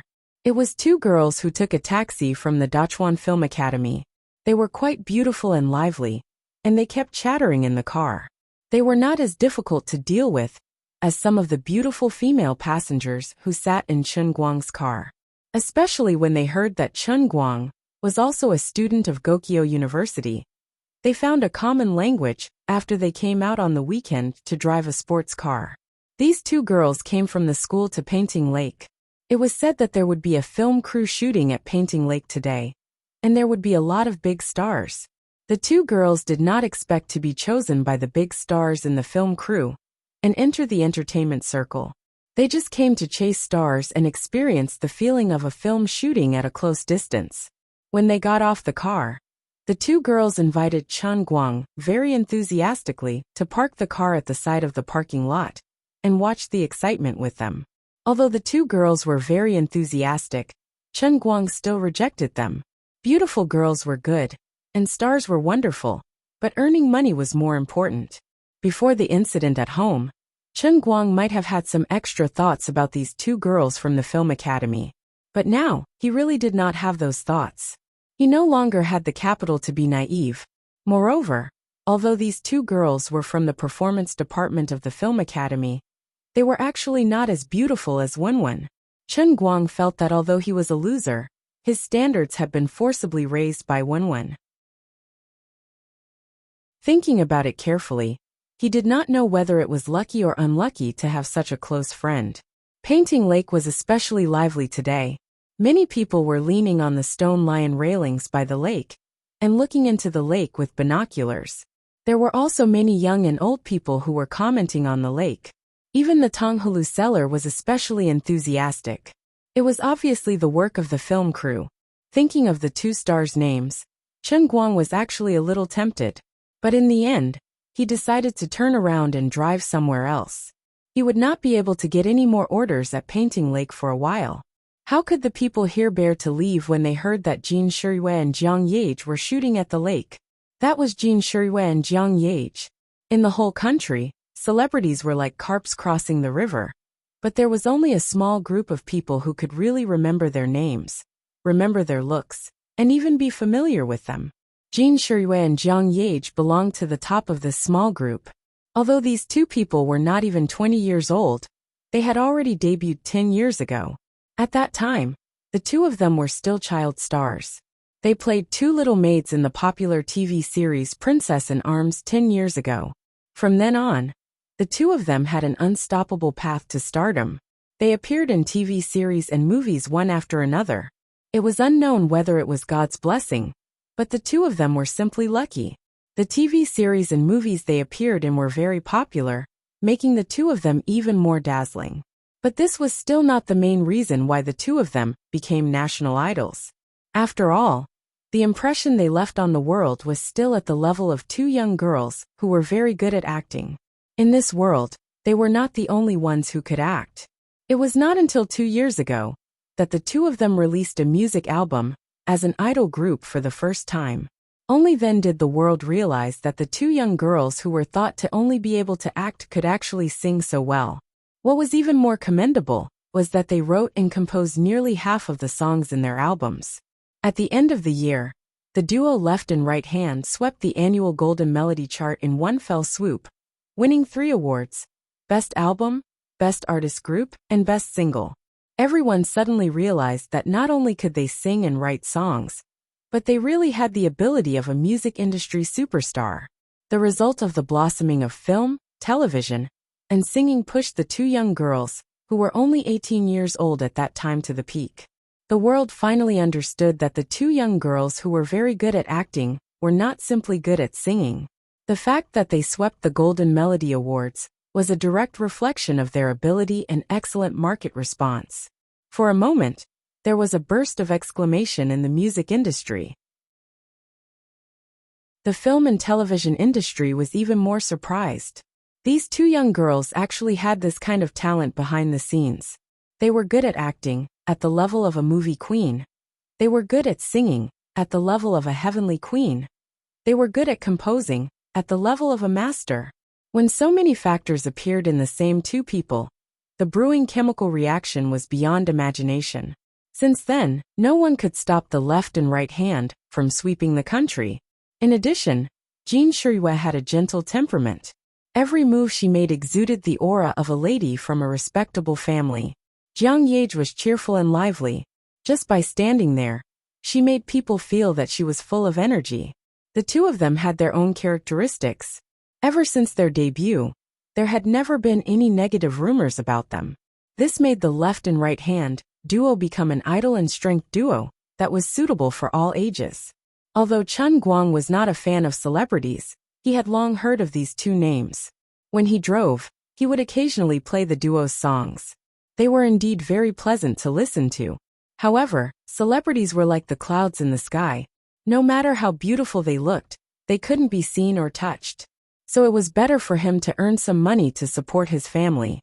Just as Chen Guang sighed, a violent explosion came from the lake, as if something had exploded. Immediately, the crowd surrounding the stone lion fence suddenly let out a burst of screams. The screams came abruptly, but they came one after another. Some timid girls even screamed at the top of their lungs while their bodies went limp, and they lay on the ground crying. Chen Guang's heart trembled. Something had happened.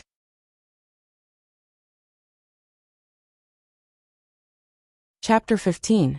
Chen Guang didn't care if it was against the rules or not.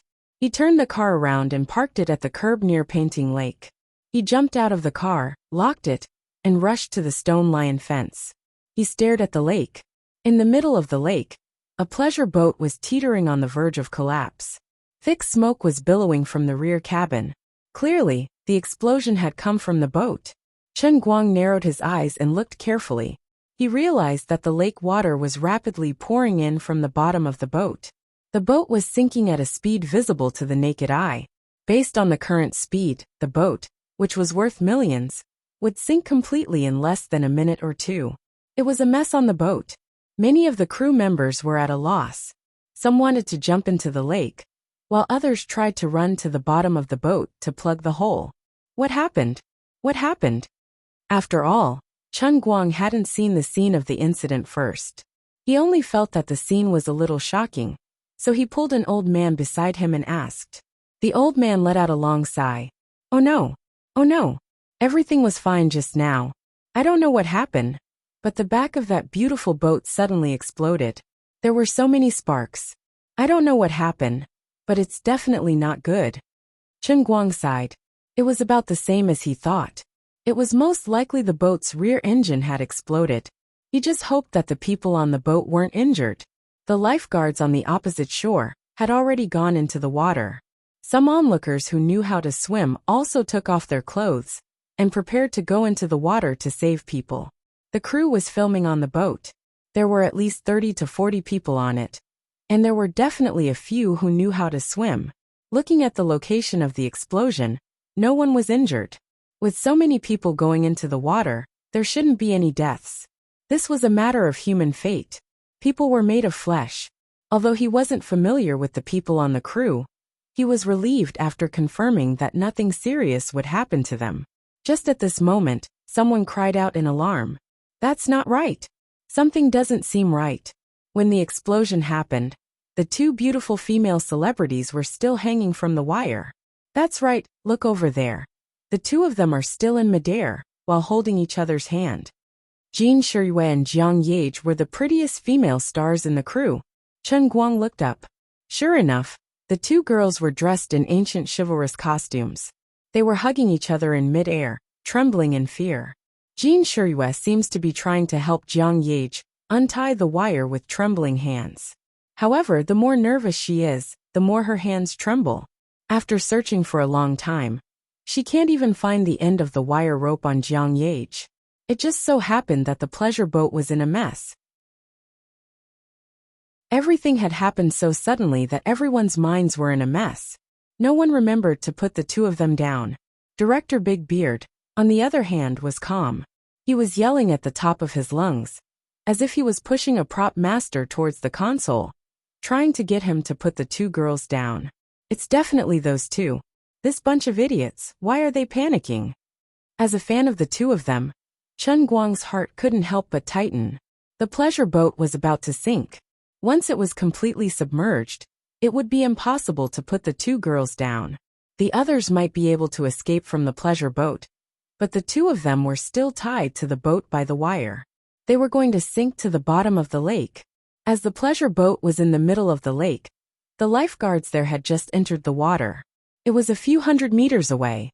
By the time they swam to the boat, it would have sunk completely. A minute. I can't care so much anymore. Chen Guang was hot-headed. He started to take off his clothes. Luckily it was summer. He was only wearing a t-shirt. Unfortunately, he was wearing pants because of the company's requirements. At this critical moment, there was nothing to be embarrassed about. He quickly took off his pants. Chen Guang stuffed his clothes and pants into the hands of the old man, who was talking to him earlier. He said, "Old man, help me carry my things. I'm going to save them." After saying that, Chen Guang, wearing only his underwear, stepped onto the stone lion fence and dove into the lake. The water was at least 6 to 7 meters above the stone lion fence. Chen Guang dove into the water. His posture in the water was a perfect 80. He didn't make a big splash. He twisted his body in the water. Using the momentum of the water, he jumped far away like a fish. After living in the Sea of Moments for 20 years, he had turned a non-swimmer into a non-swimmer. This couldn't be helped. There was no land in the Sea of Moments. Almost everyone knew how to swim from birth. When Chen Guang told Captain Annie that he didn't know how to swim, the violent female captain only did one thing. She lifted her leg and kicked Chen Guang into the sea. In a world without land, swimming was the same as walking. It was a basic survival skill. 10 seconds later, Chen Guang was back on the surface of the water. He started to wave his arms and swim forward. His legs hit the surface of the water rhythmically. Every time his sturdy arms paddled, he would fiercely rush forward. He was simply like a speedboat. He set off half a minute later than the lifeguards on the other side. However, it didn't take long for him to surpass the lifeguards. Chen Guang's astonishing swimming speed caused the onlookers on his side to cry out in surprise. On the other side, the boat had already started to tilt to the side. Many people had already fallen into the water. However, what really worried people were the two girls who were still tied to the wire. Just when Chen Guang was about 50 meters away from the boat finally flipped over with a loud bang. The luckier ones who were still on the pleasure boats were able to jump out from the side of the boat. The unluckier ones were knocked down by the things on the flipped pleasure boats, causing them to sink into the water. Perhaps there were even more unlucky ones who had their clothes hooked on. Of course, no one was as miserable as the two female celebrities who were still tied to the wire. These two people were the highest from the water. As the boat flipped over, the two of them were slapped on the water one after the other. With 2 slaps, they were dragged into the water by the pole of the wire. For a moment, screams and screams could be heard all around the lake. Director Big Beard seemed to know how to swim.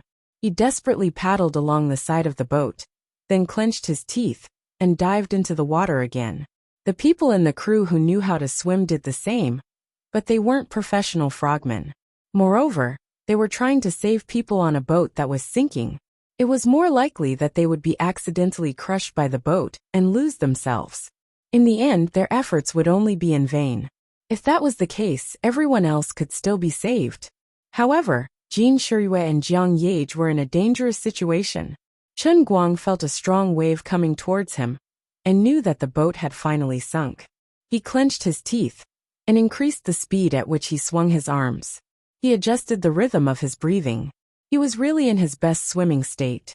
Who is that? He's so fast.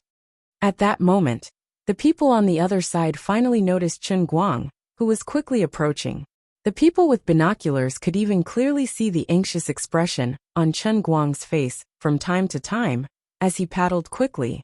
At that time, the nearest lifeguard was at least 100 meters away. For a moment, many people put their hopes on Chen Guang. No one knew who started it, but cheers gradually came from the shore. Without anyone directing them, the cheers slowly became uniform.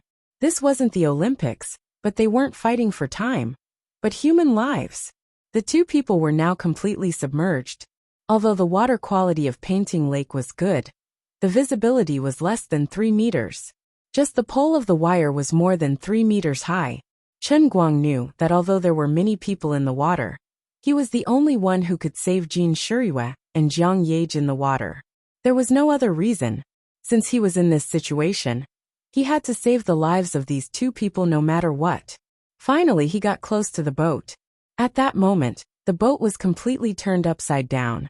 Even the bottom of the boat was already more than a meter underwater. Chen Guang calculated the time. Since Jin Shirue and Jiang Yage had sunk into the water, it had been about 20 seconds. Every second was a matter of life and death. With a fierce plunge, Chen Guang dove into the water.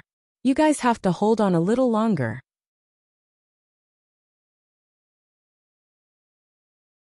Chapter 16. Chen Guang dove into the water. Even though it was summer, the water was still very cold. Chen Guang exerted strength in his legs and dove down a large distance. At this time, the pleasure boat was still in the process of sinking. About 10 seconds later, Chen Guang rushed to the side of the boat.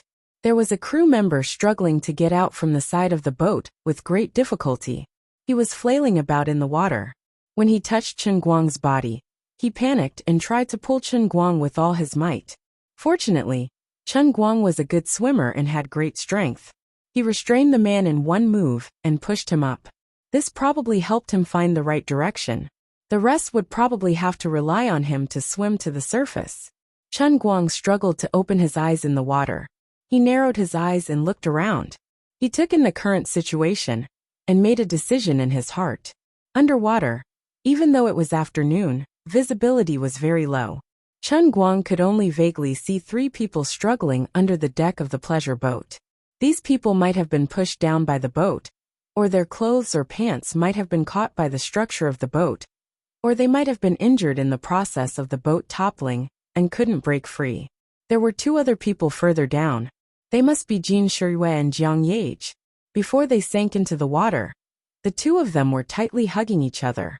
However, it seemed that the shock when they hit the surface of the water was too strong, and the 2 of them were separated. Looking at them vaguely, the 2 of them didn't seem to have lost consciousness, and were still struggling with great effort. Chen Guang didn't choose to save the 2 of them first. Even though they were national idols, in Chen Guang's eyes, the lives of ordinary people and the lives of so-called celebrities were not important. He decided to save the other 3 crew members first. The reason was very simple. The 2 celebrities were still tied to the wire. It wouldn't be easy to save them. They were all human lives.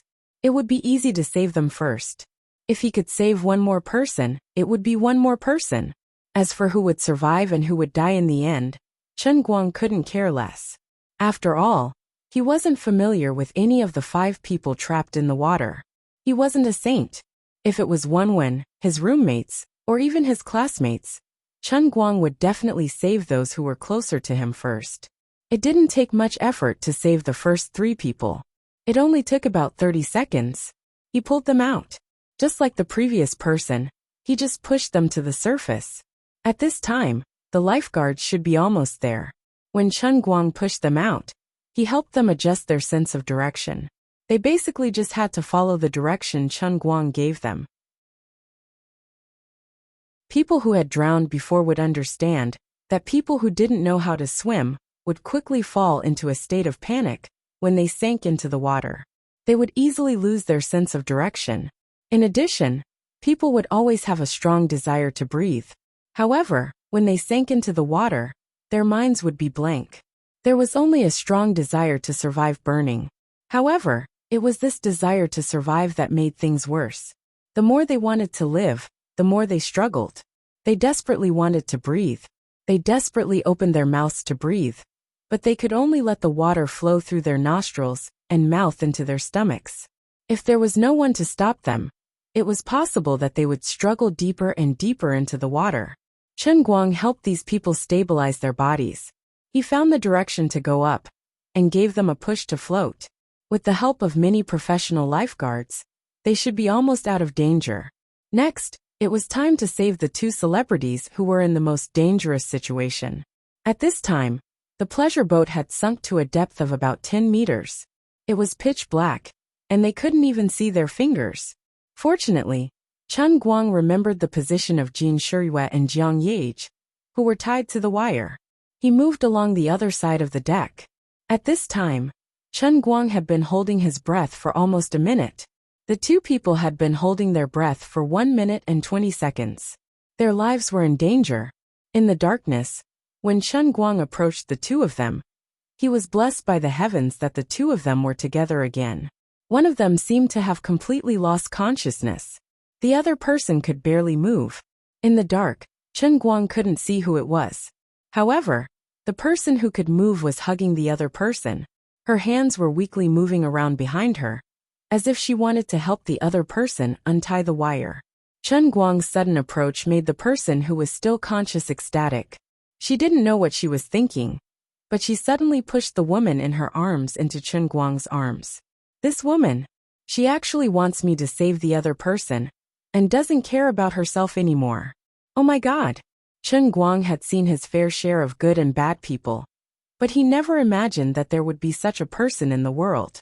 In the face of a life and death crisis, there was actually someone who was willing to sacrifice herself and give the hope of survival to the other person. She didn't seem to think at all, nor did she have the slightest hesitation. She did it without hesitation. Before this, Jin Shirui and Jiang Yage were just two female celebrities who could sing well in his eyes. But this time, it stabbed into the soft spot in his heart. He had long heard that the two of them grew up together. Although they weren't biological sisters, their relationship was deeper than family. Now, it seemed that even real family members might not be able to do this. However, since he had swum all the way here, and both of them were beside him, Chen Guang naturally couldn't only save one person. Imitating the previous woman's movements, Chen Guang felt around the unconscious person's body. He was not a professional, and he didn't know how the wire rope was fixed on a person's body. He thought that there must be some special switch, and it wouldn't be a simple rope knot. Time was tight, and he didn't have any thoughts of not touching a man and a woman, nor did he have any evil thoughts. He searched the woman's body through the thin ancient dress, along the fixed band of the wire. He didn't even miss the crotch. After all, it was dark in the water. Sometimes, even Chen Guang didn't know where he was touching. Finally, he found a secret button on the woman's lower abdomen. It seemed to be a bit tight. He had never operated this thing before, so he had to use brute force to pull it open. After freeing this person, Chen Guang held her with one hand and paddled to the woman who had floated 2 or 3 meters away with the other hand. At this time, another 10 seconds had passed, and the woman had not completely fainted. Her hands were still unconsciously touching her lower abdomen. However, her movements had become extremely slow, and even after touching for a long time, she still couldn't find the place. As Chen Guang approached, she seemed to suddenly wake up a little, and her body wrapped around Chen Guang like an octopus. Unfortunately, before she had time to hug him tightly, her body stiffened again. Her neck suddenly rose, and her neck turned backward. This time she completely fainted. This posture made it convenient for Chen Guang. He first used his feet to clamp the other woman, and then stretched out his hands to touch the woman's waist and abdomen. He repeated the same trick and freed her from the wire. Immediately, Chen Guang pulled one woman with each hand and stepped on the wire support column. He suddenly kicked his legs, jumped out from the side of the boat, and began to rush to the water. At this time, Chen Guang had been in the water for more than a minute and a half, and the two women had been drowning for nearly 2 minutes. Whether they could survive or not really depended on God's will.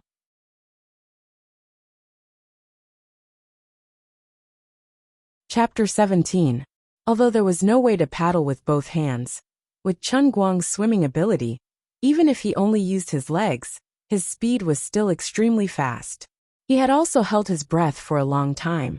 After repeated high-intensity movements in the water, he was extremely exhausted, but the two women in his hands were getting more and more dangerous. He could not rest. In particular, the woman on Chen Guang's right side, who had already fainted, was in the worst situation. Chen Guang's arm went around the woman's back and used the crook of his arm to hold her, but his palm was pressed on her chest. The woman's heartbeat was already extremely weak, as if it would stop at any moment. The other woman's condition was slightly better, but not much better. When Chen Guang finally rushed out of the water with the two women, the onlookers by the lake couldn't help but cheer. Those with sharp eyes had already recognized the two women in Chen Guang's arms as Jin Shirui and Jiang Yage, the two female stars. Not far ahead, the lifeguards were also approaching one after another. At the front was a lifeboat. Director Big Beard was lying next to the lifeboat, looking around anxiously. He knew that when the boat overturned, The two female stars were still tied to the wire. He was afraid that this time, they would not be able to survive. If these two women died in the process of shooting his movie, he was afraid that his career as a director would come to an end. This was just a small matter. Big Beard, who knew a little about the background of these two women, felt his hair stand on end when he thought about it. His fate would not be as simple as losing his career. When he saw Chen Guang float out of the water with the two women in his arms, director Big Beard could not believe his eyes. He really did not expect that someone would be able to rescue them, even in his dreams. It was really a blessing from God. However, the person who was the most surprised was not Big Beard, but the onlookers near the place where Chen Guang had entered the water. These people had seen this white stripe enter the water. He was further away from the place where the boat sank, and he entered the water later. The lifeguards who had entered the water earlier had just caught the other people who had floated up from the water. But this man actually rescued the two people who were still tied to the wire. This guy was not a human at all, but a Murloc, right? Oh my God! Hurry! Hurry! Bring them up! Big Beard shouted at the top of his lungs. He almost wanted to grab the steering wheel of the lifeboat. Chen Guang was also a little exhausted at this time. Seeing the lifeboats approaching quickly, he first turned his head and looked around. He first made sure that the four people he had sent up previously had lifeguards beside them. Then he felt at ease. Immediately, he continued to kick and grab the two people and leaned towards the lifeboat. It had to be said that not everyone could be like Chen Guang, who could hold a bowl of water calmly in his heart. There was actually a lifeguard who tried to throw away the people in his hands and ran to help Chen Guang. When Chen Guang saw this, he was instantly furious. He kicked the water and shouted angrily, "What are you doing? Look at the people in your hands. Whose F***king life is not a life?" Although his hands were pressed on the two stars' full breasts from beginning to end, it was not that he was reluctant to give up the tofu in his hands. With his swimming ability, he could have easily sent the two of them to the lifeboat by himself. The others had struggled to get up, but you left them behind and ran to me to do something meaningless. Do you still have the qualifications to be a lifeguard? Unless I can't hold on anymore, then that's more like it. The lifeguard was scolded by Chen Guang. He also knew that his actions were a bit excessive, so he quickly turned back and did his job. When he turned back to look in the direction of Chen Guang, his pupil shrank. So fast. You're so fast to catch two people. Who the hell are you? Are you an Olympic champion? In the blink of an eye, Chen Guang had actually rushed forward 5 or 6 meters and was already close to the lifeboat. Director Big Beard was about to reach out to pick them up, but Chen Guang's legs fiercely stepped on the water, and his whole body jumped up 1/2 meter. He threw the woman, who was in a better condition, onto the boat. This was an air cushion lifeboat, so there was no need to worry about people falling. Chen Guang himself and the other woman sank a little, but his left hand fiercely grabbed the side of the lifeboat and shouted, "You all go to the other side. I'm going to get on the boat." Big Beard and the other two people on the lifeboat knew that Chen Guang was going to exert force, so they quickly moved to the side. At this moment, Chen Guang exerted force with his left hand and jumped with himself and the woman in his right hand. He jumped onto the lifeboat like a carp leaping over the dragon gate. The lifeboat, which was originally not big, suddenly became a little crowded with 3 more people. Chen Guang sat next to the two women. Director Big Beard and the other two people didn't even have a place to stand. "Get out of the way! Get out of the way! These two people are going to die. Keep the air flowing. Are you the director? You look like a director. Is there anyone else in the water? Hurry up and see if everyone is here. Hurry up. We don't have much time." Chen Guang was completely in the zone. His mind was only thinking about saving these people, so his attitude was very bad. "I don't care who you are. I don't care what kind of director you are. I'm the second officer of the Enroyal. I've lived in a world without land for 20 years. I'm a professional. I want to save people."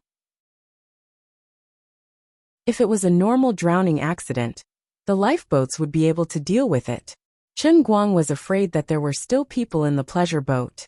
In such an emergency situation, he couldn't count on anyone else. Chen Guang could only do it himself. Even though he knew that it was probably too late to go into the water, he still wanted to see the people, dead or alive. He was anxious. Being yelled at by a young man like Chen Guang, Director Big Beard's expression was sluggish. He was about to get angry, but when he saw the anxious expression on Chen Guang's face, he knew that Chen Guang was being kind and wanted to save people. He quickly came back to his senses, turned his head to look around the water, and shouted at the director of the second lifeboat. "Old Ma, has everyone been saved? Is everyone here?" Old Ma shouted with a hoarse voice. "Everyone is here. Everyone is here. Only Jin Shirui and Jiang Yage are left. Everyone is here. Everyone is here." Director Big Beard's heart was slightly relieved, but when he turned his head to look at Jin Shirui and Jiang Yage who were unconscious, his heart tightened again. The two of them have been in the water for the longest time, so they are in the most danger. Get to the shore. The doctors of the crew are on the shore. After saying that, Director Big Beard wanted to get closer, but Chen Guang pushed him away and grabbed the girl's chest with his left hand. He said anxiously, "It's good that everyone is here. Go away. Her heart has stopped. Don't block me from saving people. Get out of my way." Chen Guang was talking about the girl who had fainted first. At this time, her condition was extremely bad. Once her heart stopped, it meant that she was about to die. At this time, Chen Guang recognized that she was Jin Shirui, the sweet-tempered girl in the lefty and righty duo. When he heard Chen Guang say that Jin Shirui's heart had stopped, Big Beard felt weak all over and almost fainted.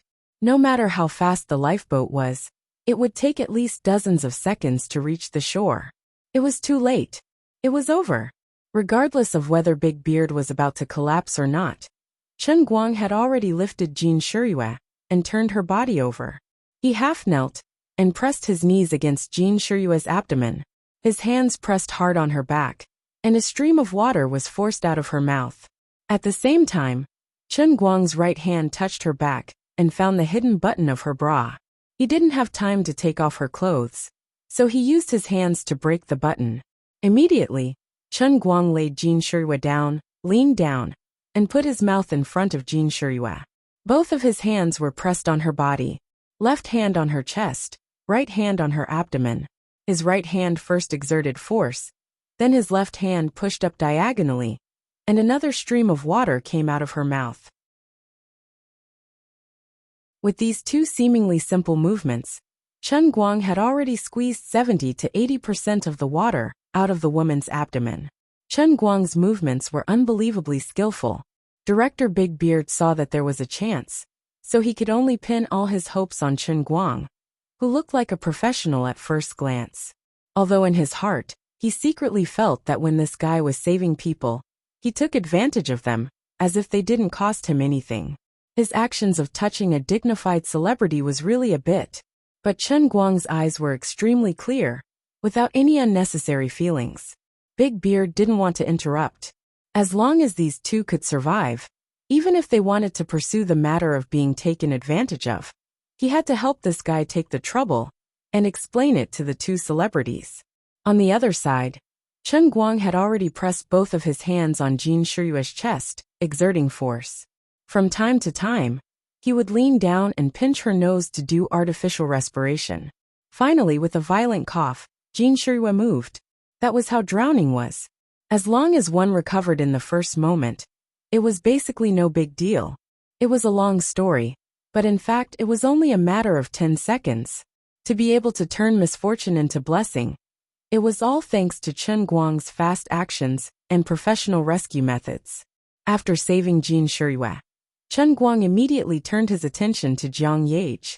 Jiang Yage's consciousness in the water was much better than Jin Shirui's, so she didn't take in as much water. After she lost consciousness, she took in some water. When she floated up, her heartbeat hadn't stopped, but her physiological functions had become very weak. First, the water in her stomach was forced out. Before Chen Guang could do artificial respiration for her, she woke up faintly and vomited and coughed crazily. Of course, she still had to take off her bra. Then, Chen Guang put the two of them on the lifeboat. He sat cross-legged in the middle, pressed his hands on their lower abdomens, and quickly pushed them up. With 2 pushes, the water in their stomachs was pushed out. This time, he could finally breathe a sigh of relief. They were both alive. What he didn't know was that Director Big Beard and the lifeguards, who were hiding at both ends of the lifeboat, were extremely jealous. It turned out that when Chen Guang pushed the water twice, his palms naturally couldn't escape from the two girls' chests. Because their bras were removed, and they were wearing loose ancient dresses. One could even clearly see that their breasts were deformed from time to time, as Chen Guang's palms brushed past them. This guy, he's really two at the same time. However, it was all thanks to this savior. God bless, at least no one died. This kind of luck should be enjoyed by him. The bearded director thought so in his heart.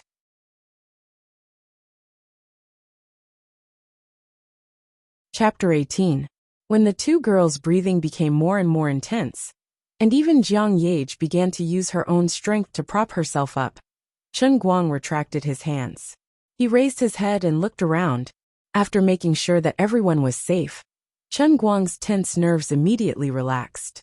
Well, it's good that no one died. Cough, cough, cough, cough. At this time, Jiang Yage and Jin Shirihua both sat up straight and were coughing desperately. Turning his head over, Chen Guang saw the two's bountiful chests trembling as they coughed.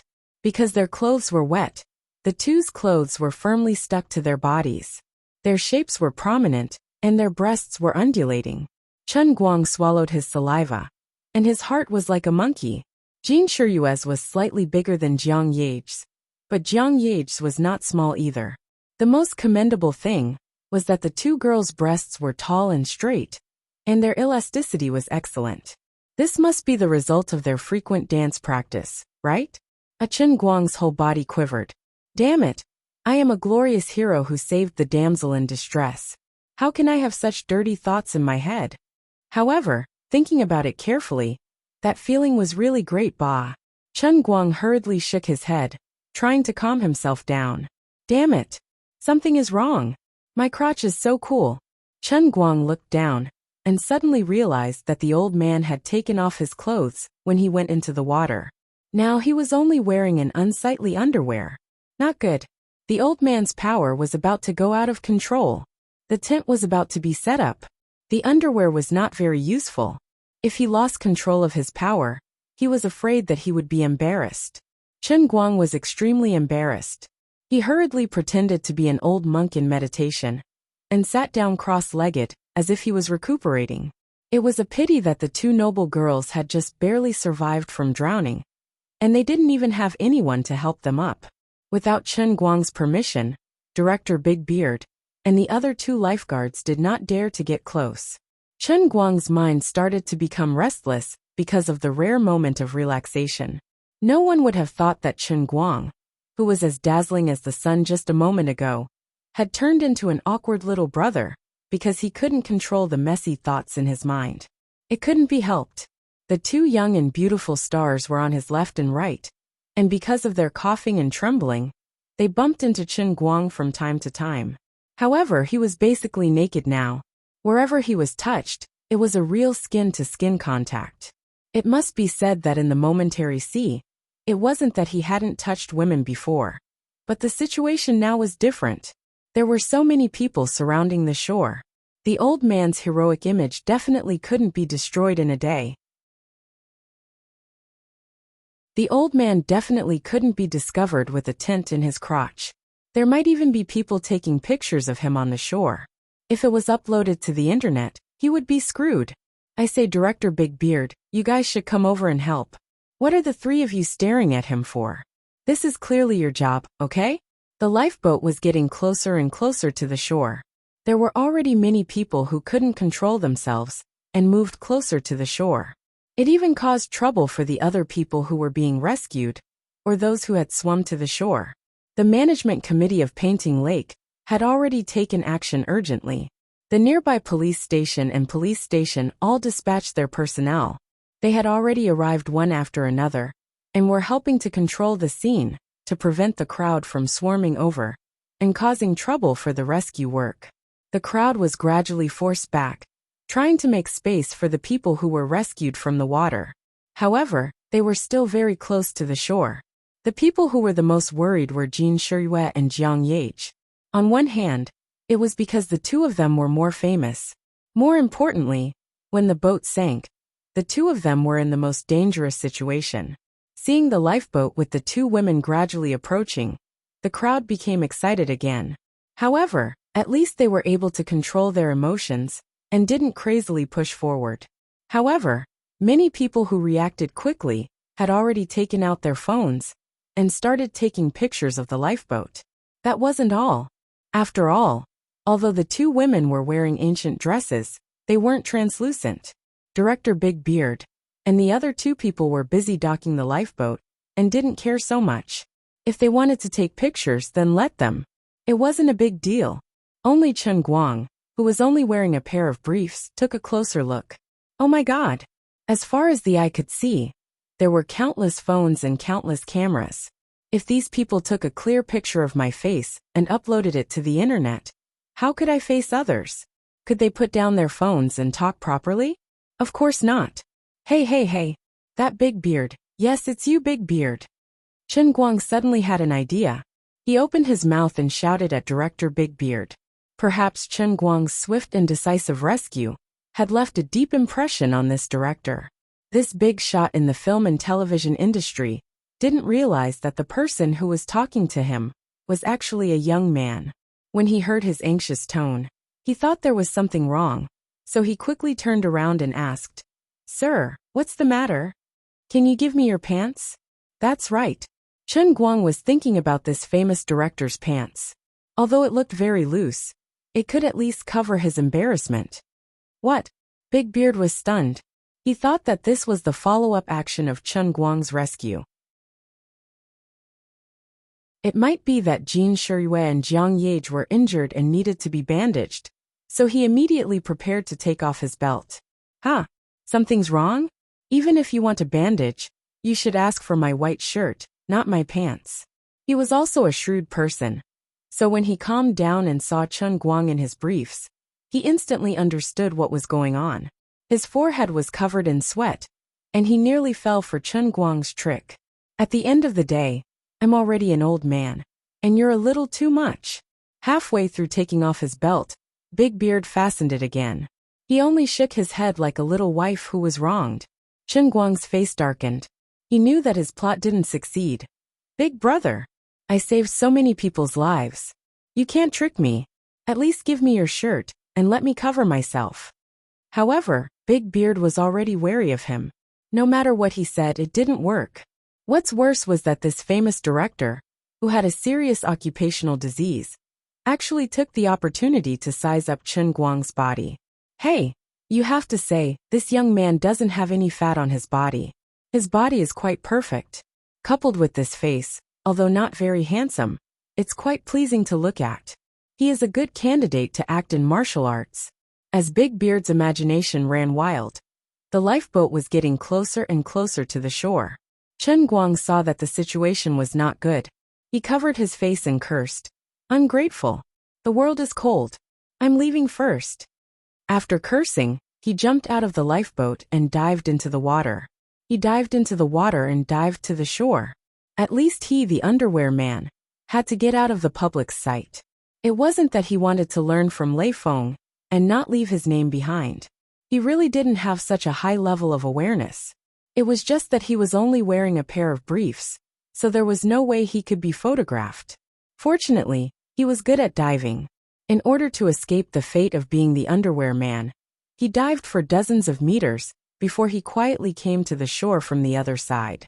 Although the crowd was a little surprised that he, the hero, had suddenly jumped into the water, everyone's attention was on the two female celebrities, so they didn't pay much attention to it. Chen Guang popped his head out of the water and saw the two women walking to the shore with the help of their respective agents and assistants. There were ambulances on the side of the road, ready and waiting. The others also settled down on the shore one after another.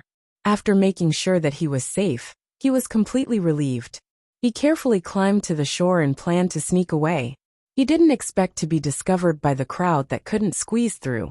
No matter what, he was a hero. So people came up to him one after another. Young man, you're good. You're a good Samaritan. Good job. A mature middle-aged man came up and patted Chen Guang's shoulder, expressing his admiration. Big brother is so amazing. Thank you, big brother, for saving these two big sisters. I like listening to their songs the most.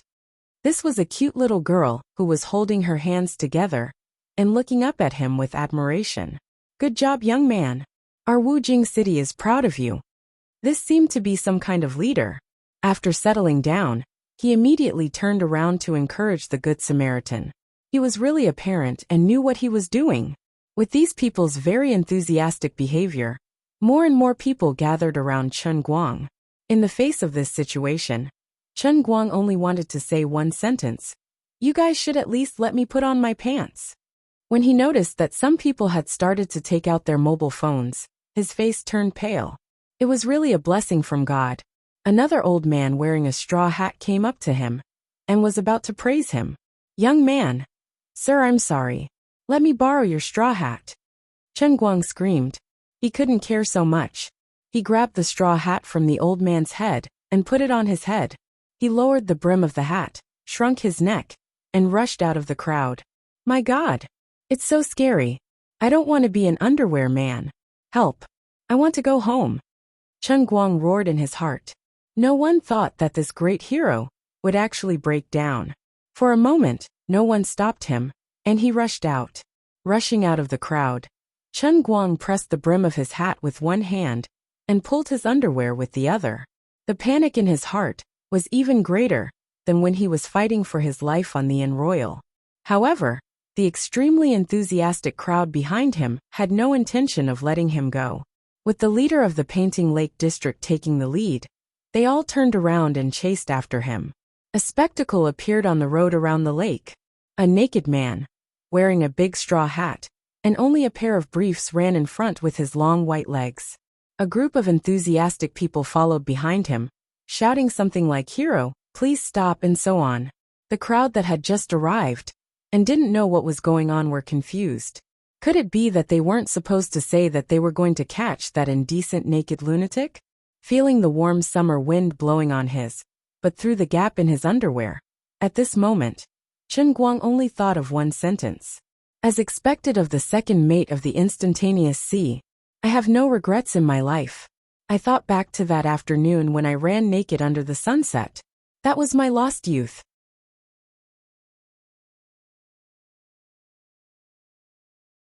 Chapter 19. Chen Guang, who was in a panic, wanted to die. When he went into the water, he didn't think that it would end up like this. Damn it, if I had known, I wouldn't have taken off my pants. However, he also knew that if he hadn't taken off his pants, they would have become extremely heavy after being soaked in water. It would have seriously affected his swimming and diving speed, and he might not have been able to save Jin Shiyue and Jiang Yage. Fortunately, for some reason, he actually ran over to the bearded director and the others again. After a simple rescue, Jin Shiyue and Jiang Yage had recovered quite a bit. They could even support themselves and slowly move forward with the help of their female manager. This was what happened to drowning. Unless they were deprived of oxygen for too long and their physiological functions deteriorated. As long as they were treated in time, they would recover quickly.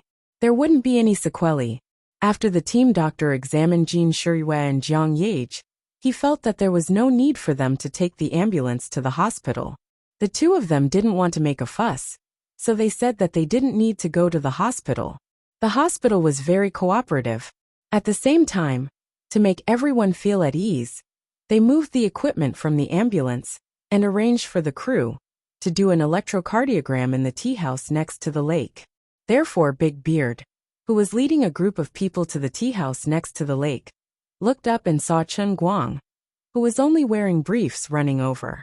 After making sure that everyone was safe, Big Beard was in a good mood. When he saw Chen Guang, he remembered the scene when Chen Guang tried to trick him into taking his pants. He couldn't help but grin. Following Big Beard's gaze, Jin Shiyue and Jiang Yage also turned their heads to look in that direction. Because Chen Guang was facing them, when he ran, some of the extra body tissues inevitably swayed. Coupled with the slightly loose briefs, it was a strong three-dimensional picture. The huge man swayed back and forth like a wind chime hanging on the wall. It moved with the wind and had its own sound and light effects. Well, there's nothing more to say. It's a beautiful picture. Jin Shirue and Jiang Ye's manager, Sister Zhou, quickly stood in front of the two women, trying to help them cover this unsightly side. Brother. Here. Director Big Beard was not an ungrateful person. This man was in such a miserable situation because he tried his best to save them. He quickly shouted.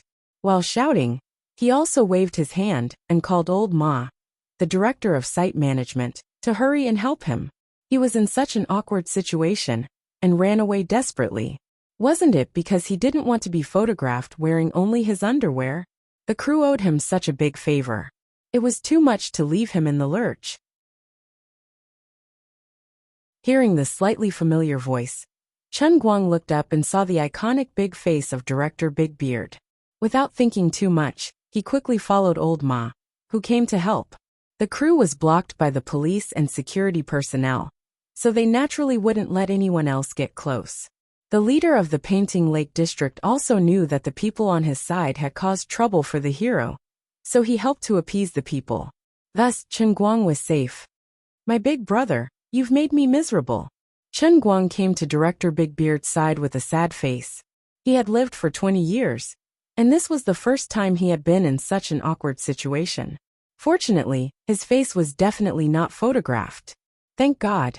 Director Big Beard smiled and patted Chen Guang's shoulder with great excitement and familiarity. You have a good idea, boy. Anyway, I'm also an old man. How can I run on the street in only my underwear like a young man like you? Besides, you have a good figure. You have the material to be an actor. It's no big deal to show it to others. Don't worry about these details. You have to know that as an artist, this is a common thing. Many male actors are much more exposed on the screen than you are. Big Beard was definitely not such an amiable and easygoing person, especially as a big shot in the circle. His attitude towards strangers could be said to be quite unfriendly. He was so friendly with Chen Guang purely because Chen Guang had saved his life. In addition, Chen Guang's unreasonable character made him feel friendly. I really thank you. Is this how you treat your savior? How can I do that? Didn't I help you? Old Ma, hurry up and take him in. Find him some clothes first, and ask the restaurant to quickly prepare ginger soup. Although it's summer now, it's easy to get sick when it's cold and hot. Everyone should drink a bowl of ginger soup to nourish themselves. This little brother is our big benefactor. Xiaolu, the four of you, and the two famous flowers of our crew were all saved by him. Old Ma, you have to be more attentive. Remember, be more attentive. The grace of a drop of water in our crew will be returned with a gushing spring. Director Big Beard winked at the stage supervisor Old Ma meaningfully. Old Ma got the order and understood tacitly. He took the lead and ran inside with Chen Guang. Chen Guang rolled his eyes. He was too lazy to waste time with this disrespectful director. He just wanted to get into the crowd as soon as possible, quickly get some clothes to cover his body, and then return to his car. The place where he parked just now was by the roadside. Without a doubt, it was illegal parking. There was a possibility that he would be dragged to the traffic police station at any time. In addition, his clothes, pants, and even his car keys were in the hands of the old man. He felt uneasy. Chen Guang did not notice that in the crowd, there was a pair of big shy eyes quietly looking at his body, especially at his swaying briefs. That's right, this person was Jiang Ye. Jin Shirue was in a daze. She did not know how she was saved. When she woke up on the shore, Chen Guang had already jumped off the boat. Then, he was surrounded by his assistant and agent. She was still in a daze. It was not until she heard Big Beard's words that Jin Shirue realized that this little brother, who was only wearing underwear, was her savior. Jiang Ye was different. When Chen Guang first approached her in the water, she was completely awake. Her feelings were the most profound. At this time, she peeked at Chen Guang's body and recalled the thoughts in her mind at that time. Her face could not help but blush like a ripe apple. At that time, she really thought that she and Jin Shirue were doomed. At that time, she first thought that if there was someone who could save her in such a situation, she would repay him with her body. No matter how old he was, what he looked like, or what his identity was, as long as he was a man, as long as he was willing, then she would repay him with her body. Of course, later on, in a daze, when she realized that between her and Jin Shiyue, only one could survive, she left this hope to Jin Shiyue. Later on, when she opened her eyes, she could not believe that she was still alive. She only vaguely remembered that when she was at her most desperate, most painful, and was about to completely give up, a warm arm caught her. Then she woke up. Now that she saw the young man who had saved her again, Jiang Yage thought of the things she had thought about before she died. For a moment, her heart was pounding, especially when she secretly looked at the young man's figure and his swaying naughty thing, which made her blush even more. Are all men's things so big? I heard that they can become even bigger? If she gave them this thing, wouldn't she be stuffed to death? Aya. Jiang Yage, what nonsense are you thinking about in your head? Evildoer, quickly stop your supernatural power. Yarrow, is he the person who saved us? Jin Shiyue, who was at the side, did not notice that Jiang Yage's state was not right. She also stared at Chen Guang's back with wide eyes, and her expression was very complicated. Jiang Yage grunted, and then turned her eyes back reluctantly. Let's go find him later. At least we have to thank him personally. Jin Shiyue said. When Jiang Yage heard this, she felt that Jin Shiyue's idea was really good. In this way, she could openly say a few words to this person, right? And Jiang Yage nodded heavily. But she didn't notice that Jin Shiyue's face also had an abnormal blush. Let me go for this kind of thing. You two just got out of danger. You two need to have a good rest. Sister Zhou, who was at the side, didn't understand the real thoughts of the two women at all. Jin Shiyue and Jiang Yage shook their heads. Jin Shiyue frowned and said, This is not good. After all, he is our savior. We should go by ourselves. We can't be rash. Otherwise, I'm afraid that the media will say that we don't understand etiquette. Jiang Yage wanted to say something, but since Jin Shiyue had said it like this, she naturally didn't need to continue talking. I just don't know if this little brother's character is good or not. What does he think of my identity as a celebrity? There will definitely be some novelty in the beginning, but after getting along for a long time, will he feel too much pressure? What should I do? Jiang Yage's mind was a little confused. She was 30% nervous and 70% shy. You're tuning in to the Li Mei's Sword of Destiny YouTube channel. We're so grateful for your support, and don't forget to subscribe to join us on this incredible journey through captivating stories. Your generosity through donations truly makes a world of difference, as it's the primary source of revenue that allows me to expand and enhance this channel for you. Thank you from the bottom of my heart for being a part of this adventure.